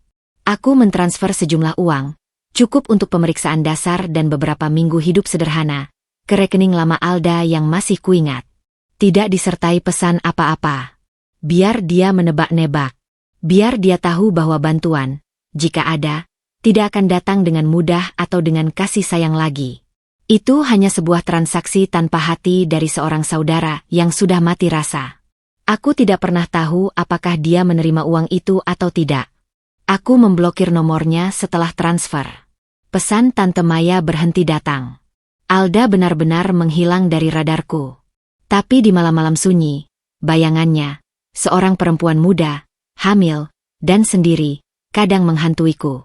Itu adalah hantu yang kubawa sendiri, bagian dari karma yang juga kuderita.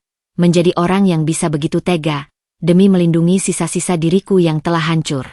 Alda telah jatuh.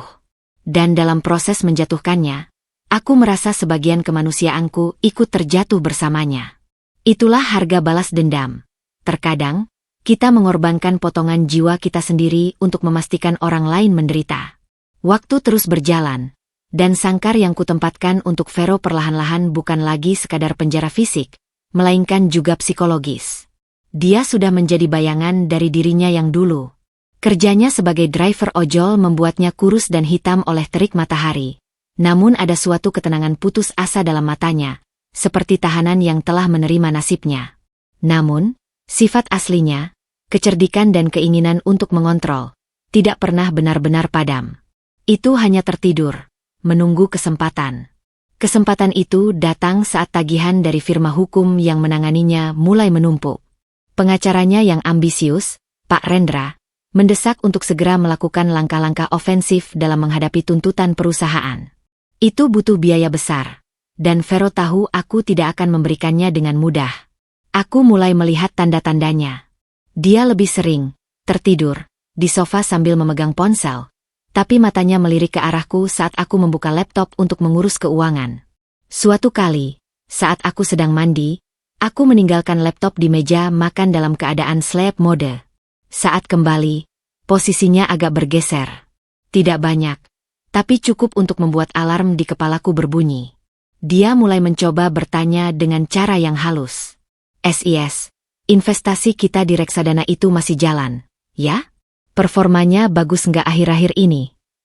"Lumayan," jawabku singkat, tanpa memberikan detail. "Baguslah. Jadi aset kita masih aman," ujarnya, pura-pura lega. "Aku cuma khawatir soal biaya hukum ini. Mungkin bisa diambil dari sana? Sebagai pinjaman."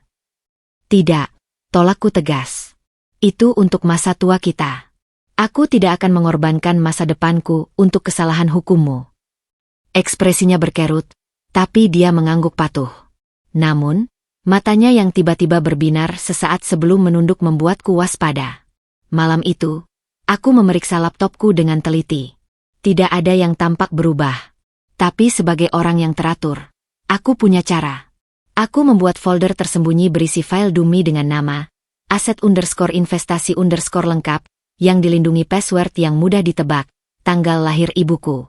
Di dalamnya, aku menaruh pernyataan palsu dari berbagai investasi dengan jumlah yang menggoda. Itu umpan. Beberapa hari kemudian, saat aku, terpaksa, lembur di kantor, aku memantau tracker di mobil dan lokasi ponsel Vero. Dia tidak tahu aku juga memasang aplikasi pelacak di ponsel lamanya yang masih terhubung ke akun Google kami. Ponselnya menunjukkan dia di rumah sepanjang sore. Tapi mobil, yang sudah jarang dia pakai, bergerak menuju sebuah plaza di pusat kota. Plaza yang di dalamnya ada banyak kantor notaris dan pengacara. Aku pulang lebih awal. Laptopku masih di tempat, tapi ada jejak sidik jari yang samar ditutupnya. Dia sudah mencoba. Keesokan harinya, aku, tanpa sengaja, membuka file umpan itu di depannya, berpura-pura menghitung sesuatu. Aku melihat matanya menyipit, berusaha menangkap kata sandi yang kuketik. Tanggal lahir ibuku. Mudah diingat. Waktunya sudah matang. Aku tahu dia akan bertindak. Hari penentuan. Aku memberitahu Vero bahwa aku harus pergi keluar kota untuk urusan kantor selama 2 hari. Ada audit di cabang Bandung, kataku sambil mengemas tas kecil. "Kamu bisa urus rumah sendiri kan? Kerja seperti biasa." Dia mengangguk, tapi ada kegelisahan di balik senyum tipisnya. "Iya, hati-hati di jalan." Aku pergi, tetapi tidak ke Bandung. Aku menginap di hotel murah di pinggiran kota, dekat dengan kantor pengacaranya, Pak Rendra. Dari sini, aku bisa mengawasi semuanya. Hari pertama berlalu tanpa insiden. Tracker menunjukkan dia bekerja seperti biasa. Hari kedua, pagi-pagi, mobilnya bergerak. Bukan ke arah tempat dia biasa mangkal, tapi ke arah sebuah bank besar di kawasan bisnis. Aku segera beraksi. Aku telah menyiapkan segalanya. Dengan menggunakan informasi dari file umpan, Vero pasti berpikir bahwa kami memiliki deposito berjangka di bank itu dengan jumlah yang besar. uang yang bisa dia gunakan untuk membayar pengacaranya dan mungkin menyisakan untuk dirinya sendiri. Yang tidak dia tahu adalah, aku sudah lebih dulu menghubungi manajer hubungan nasabah bank tersebut seminggu sebelumnya. Sebagai pemegang rekening utama, dengan bukti diri lengkap dan cerita yang kususun rapi tentang kekhawatiran adanya percobaan penarikan tidak sah oleh suami yang sedang dalam masalah hukum, aku telah membekukan sementara akses terhadap rekening deposito itu dan meminta pemberitahuan khusus jika ada yang mencoba mengaksesnya. Pukul 10.17 pagi, ponselku bergetar. Sebuah SMS dari bank. Notifikasi bank. Ada percobaan akses terhadap deposito nomor XXXXXXXXX atas nama Siska Vero Aditya. Harap konfirmasi keamanan. Dia benar-benar melakukannya. Aku segera menelepon manajer bank. Ibu Dian, seperti yang kita bicarakan. Tolong proses sesuai prosedur yang sudah kita sepakati. Baik, Bu Siska. Tim keamanan kami akan menanganinya. Aku mematikan ponselku sejenak, menarik napas dalam. Perasaan campur aduk, kemenangan, kepahitan, dan sedikit rasa sedih karena ini harus terjadi. Di dalam ban yang sejuk dan berdesain minimalis, Vero pasti sedang duduk dengan nervus, mencoba terlihat tenang di depan customer service. Dia pasti menunjukkan surat kuasa yang dia buat sendiri, mungkin dipalsukan atau dibuat dengan memanfaatkan tanda tanganku yang dia tiru dari dokumen lama. Dia pasti berbicara dengan percaya diri, memanfaatkan sisa-sisa karismanya yang dulu. Tapi kemudian, tim keamanan bank mendatanginya. Bukan customer service biasa. Wajahnya pasti berubah. Dia akan berusaha membela diri, berteriak bahwa ini adalah rekening bersama, bahwa dia memiliki hak. Tapi bank sudah punya instruksiku, didukung oleh surat laporan polisi sementara yang telah kusiapkan sebagai antisipasi. Aku membayangkan dia dibawa ke ruang terpisah, diinterogasi dengan sopan namun tegas. Dia akan menyadari bahwa ini adalah jebakan. Bahwa aku sudah mendahuluinya. Rasa malu, kemarahan, dan ketakutan pasti membanjirinya. Kurang lebih 1 jam kemudian, lokasi mobilnya bergerak lagi. Kembali ke arah rumah. Cepat, mungkin ngebut. Aku menunggu beberapa jam, memberinya waktu untuk merenung dalam kepanikan. Sebelum akhirnya, pulang, dari perjalanan dinas. Saat aku membuka pintu rumah, suasana seperti setelah badai. Lampu redup. Vero duduk di lantai ruang tamu, punggung menempel sofa. Di depannya, di atas karpet, tergeletak beberapa dokumen, printout email, surat-surat bank, dan kertas coret-coretan. Dia menatap kosong ke depan. Dia menoleh saat aku masuk. Matanya merah, bengkak, tapi kali ini tidak ada air mata. Yang ada adalah pengakuan kekalahan total. Dan kebencian yang dingin. Kau tahu, katanya, suaranya serak namun tenang, terlalu tenang. Kau sudah menunggu aku melakukan itu, ya. Aku meletakkan tas, tidak menjawab. Aku berjalan ke dapur, mengambil segelas air. Aku masuk ke laptopmu. Aku tahu passwordnya. Aku lihat file aset kita. Aku pikir, akhirnya aku bisa memperbaiki kesalahanku. Bayar pengacara, menyelesaikan kasus ini. Lalu, mungkin kita bisa mulai lagi dari nol. Dia tertawa pendek, getir. Tapi itu umpan. Semua data di sana palsu. Dan kau sudah memberitahu bank. Mereka mempermalukanku di sana. Hampir memanggil polisi. Aku minum airku, lalu menatapnya. Kau mencoba mencuri dariku, Vero. Lagi. Dulu kau mencuri kepercayaan dan cintaku. Sekarang kau mencoba mencuri uangku. Uang kita, teriaknya tiba-tiba, berdiri. Ini rekening bersama. Aku punya hak. Kau kehilangan hak itu saat kau menggunakan uang kita untuk membeli kalung berlian untuk selingkuhanmu. Balasku, suaraku meninggi untuk pertama kalinya sejak konfrontasi di kos Alda. Saat kau menggelembungkan faktur di kantor dan membahayakan masa depan finansial kita. Kau tidak peduli pada kita, Vero. Kau hanya peduli pada dirimu sendiri. Dan ketika kau jatuh, kau pikir kau bisa kembali mengambil apa yang bukan hakmu lagi? Dengan cara mencuri. Dia terdiam, nafasnya berat. Pertahanannya runtuh. Apa yang kau inginkan dariku, Siska? Bisiknya, putus asa. Kau sudah menghancurkan karierku. Kau mengucilkanku dari keluargaku. Kau mempermalukanku dengan pekerjaan ini. Kau mengawasiku seperti tahanan. Sekarang kau menjebakku hingga hampir masuk penjara karena penipuan. Apalagi? Apa yang harus kulakukan agar penderitaanku cukup bagimu? Aku memandangnya, pria yang dulu kutuhankan, yang kini berdiri rapuh dan penuh kebencian di hadapanku. Aku ingin kau mengakui, jawabku perlahan. Bukan hanya mengakui perselingkuhan, tapi mengakui bahwa kau adalah seorang penipu, yang egois, yang menggunakan semua orang di sekitarnya untuk kepuasannya sendiri. Aku ingin kau merasakan sepenuhnya betapa hancurnya hidup yang kau pilih. Dan aku ingin kau pergi dari hidupku dengan menyadari bahwa kau tidak meninggalkan apapun selain reruntuhan. Dia menatapku lama, dan di matanya, akhirnya aku melihat penerimaan.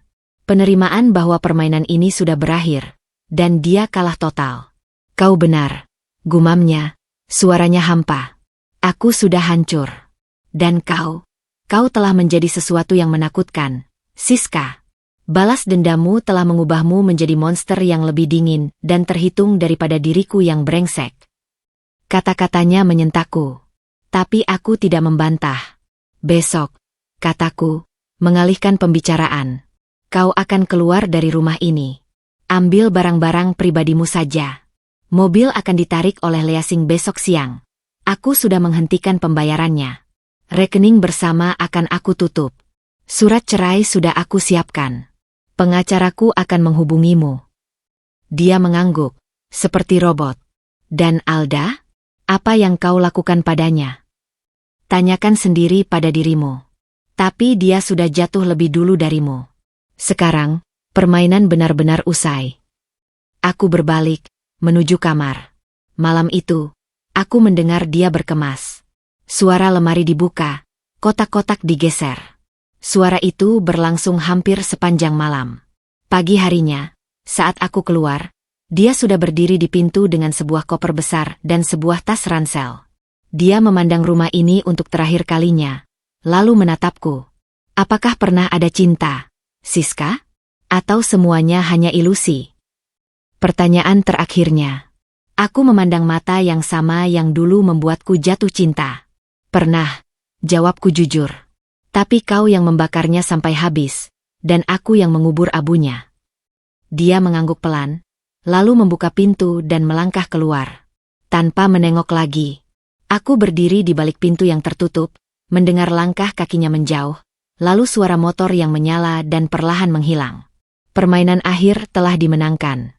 Tapi di kemenangan yang sunyi dan pahit ini, tidak ada sorak-sorai.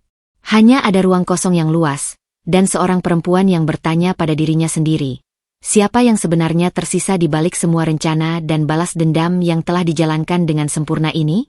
6 bulan setelah Vero meninggalkan rumah dengan koper dan rasa kekalahannya, kami akhirnya berdiri berhadapan kembali. Bukan di rumah yang sudah menjadi medan perang, bukan di kos Alda yang sempit, tapi di ruang sidang yang luas, dingin, dan berwarna kayu. Suasana di sini formal, sunyi, hanya dipotong oleh suara hakim, panitera, dan terkadang bisik-bisik pengacara. Ini adalah sidang perdana gugatan ceraiku, yang berjalan dengan lancar dan cepat berkat semua bukti yang kupersiapkan dengan rapi. Vero tampak berbeda. Pakaiannya sederhana namun rapi, kemeja lengan panjang yang agak longgar di tubuhnya yang semakin kurus. Dia tidak lagi bekerja sebagai driver ojol, tapi sebagai kernet di bengkel temannya, begitu katanya dalam salah satu mediasi. Wajahnya telah menerima nasibnya. Tidak ada lagi api pemberontakan atau keputusasaan yang mendidih, hanya kelelahan yang mendalam. Prosesnya berjalan seperti yang diantisipasi. Pengacaraku, seorang wanita tegas bernama Bulita, menyajikan bukti perselingkuhan dan penggelapan dana dengan metodis. Foto, chat, laporan keuangan, hingga surat pemecatan dari perusahaan Vero. Pengacara Vero, seorang pria muda yang tampaknya kurang semangat, hampir tidak membantah. Vero sendiri, ketika ditanya hakim, hanya mengangguk pelan. Iya, Yang Mulia. Saya mengakui semua kesalahan saya. Pengakuannya yang tulus dan tanpa syarat itu justru terasa lebih menyakitkan daripada semua pembelaannya dulu. Itu adalah pengakuan dari seorang pria yang sudah benar-benar habis. Setelah pertimbangan singkat, hakim memutuskan. Perceraian dikabulkan. Karena Vero adalah pihak yang bersalah dengan bukti sangat kuat, serta kondisi finansialnya yang tidak stabil, hakim memberikan hampir semua aset kepadaku. Rumah, tabungan yang tersisa, portofolio investasi. Vero hanya mendapatkan bagian kecil dari deposito lama yang belum habis, jumlah yang bahkan tidak cukup untuk membayar utang hukumnya sepenuhnya. Mobil sudah lama disita oleh Leasing. Dia benar-benar pergi dengan tangan hampa, persis seperti yang kurencanakan. Setelah sidang, di koridor pengadilan yang sepi, kami berpapasan. Dia menghampiriku, sedangkan Bulita memberi kami ruang dengan anggukan halus. "Siska," ucapnya, suaranya tenang. "Vero, aku ingin mengucapkan selamat. Kau menang." Senyum tipisnya pahit. "Ini bukan kompetisi, Vero." "Bukan." Dia menatapku, dan untuk sesaat, kilau dari pria lamanya muncul. "Semua yang kau lakukan, semua yang kau rencanakan, itu seperti strategi perang yang sempurna. Dan aku kalah di setiap front. Kau tahu, kadang aku bertanya-tanya, apakah kau sudah merencanakan semua ini sejak awal? Bahkan sebelum kau tahu tentang aku dan Alda? Apakah pernikahan kita hanya medan latihan bagimu?" Ucapannya menusuk. Karena dalam kesunyian malam, aku juga pernah mempertanyakan hal yang sama. Apakah sifat teritorial dan perhitunganku sebagai akuntan telah mengubah cinta menjadi sesuatu yang transaksional sejak lama? Dan pengkhianatannya hanya memicu ledakan yang sudah ada bubuk merconnya? "Aku tidak merencanakan apapun, Vero," jawabku, jujur. "Aku hanya bereaksi. Reaksiku mungkin dingin dan terhitung. Itu sifatku. Tapi pemicunya adalah tindakanmu. Kau yang mengubah cinta menjadi perang." Dia mengangguk, memandang ke lantai marmer yang mengilap. "Apa yang kau lakukan padaku? Itu lebih kejam daripada apa yang kulakukan padamu, Siska." Dia mengangkat wajah, matanya basah tetapi tidak ada air mata yang jatuh. "Aku menghancurkan hatimu. Tapi kau menghancurkan seluruh hidupku, masa depanku, jati diriku, bahkan harapanku untuk bangkit lagi." Aku menatapnya lama, merasakan getar di dalam dada. Apakah benar? Apakah balas dendamku melampaui kesalahannya? "Aku tidak menghancurkan hidupmu, Vero," akhirnya kusebutkan, suaraku rendah namun jelas. "Kau yang melakukannya sendiri, saat kau memilih untuk berselingkuh dengan adikku, saat kau memilih untuk korupsi. Aku hanya mempercepat karma. Kau yang menabur benih kehancuran itu sendiri. Aku hanya memastikan benih itu tumbuh dan kau memanennya lebih cepat." Dia terdiam, memproses kata-kataku. Lalu, napas berat keluar dari hidungnya. "Mungkin kau benar. Tapi cara memanenmu, itu yang akan membuatku bermimpi buruk selamanya." Dia mengulurkan tangannya, sebuah gestur aneh di antara kami. "Selamat tinggal, Siska. Semoga kau menemukan kedamaian yang tidak bisa kau temukan bersamaku."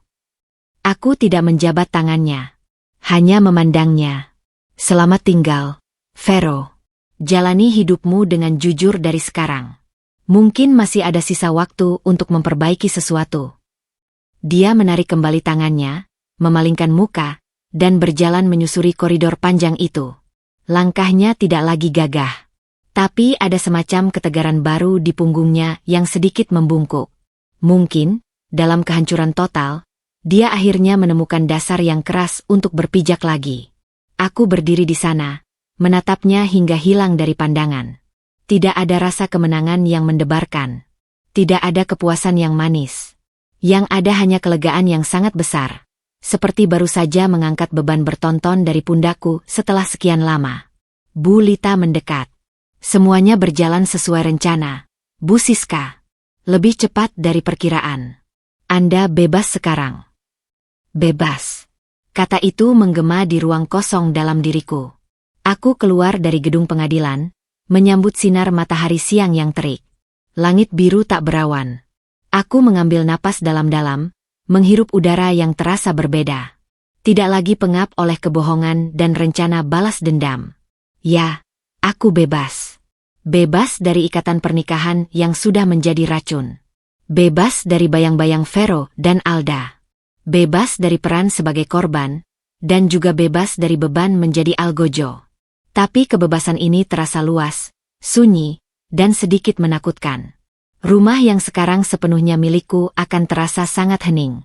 Masa depanku, yang sekarang sepenuhnya berada di tanganku, terhampar seperti kanvas kosong. Aku masuk ke mobilku, mobil kuning yang selalu menjadi pelarian dan saksi bisu air mataku. Kali ini, aku tidak menangis. Aku menyalakan mesin, dan tanpa tujuan yang jelas, aku mulai menyetir. Aku melewati kantor lama Vero, melewati kawasan kos-kosan di mana segalanya berantakan, melewati jalan-jalan yang penuh dengan kenangan kami berdua. Setiap tempat seperti kehilangan cengkeramannya padaku. Mereka hanyalah latar belakang sekarang. Akhirnya, aku berhenti di sebuah taman kota yang jarang kukunjungi. Aku duduk di bangku, menonton anak-anak berlarian, para lansia berjalan pelan, dan burung-burung beterbangan. Di sanalah, untuk pertama kalinya, sebuah pemikiran muncul dengan jernih. Sudah selesai. Perang telah usai. Aku menang, sesuai dengan semua parameter yang kutetapkan. Tapi kemenangan ini meninggalkanku dengan luka-luka sendiri. Luka karena telah menyaksikan sisi paling gelap dari diriku sendiri. Luka karena telah memutuskan hubungan darah. Luka karena mengetahui bahwa cinta bisa berubah menjadi sesuatu yang begitu destruktif. Namun, di balik semua itu, ada sebuah benih kecil harapan. Atau mungkin hanya keinginan untuk berdamai. Berdamai dengan masa lalu. Berdamai dengan diri sendiri yang telah berubah. Aku tidak tahu apakah aku akan pernah bisa memaafkan Vero atau Alda. Tapi mungkin, yang lebih penting, aku harus belajar memaafkan diriku sendiri. Untuk menjadi begitu keras, begitu kejam, dan begitu hancur. Dengan keputusan hakim di tas, dengan kebebasan yang baru kuraih, dan dengan luka-luka yang masih perlu dirawat, aku bangkit dari bangku itu. Langit masih sama birunya. Dunia masih berputar. Perjalanan panjang untuk menjadi Siska lagi. Bukan istri Vero, bukan korban, bukan algojo, baru saja dimulai. Dan untuk pertama kalinya, aku merasa siap untuk melangkah, meski masih terbata-bata, menuju bab baru yang sunyi itu. Bab di mana satu-satunya orang yang perlu kujalani dan kuhadapi adalah diriku sendiri.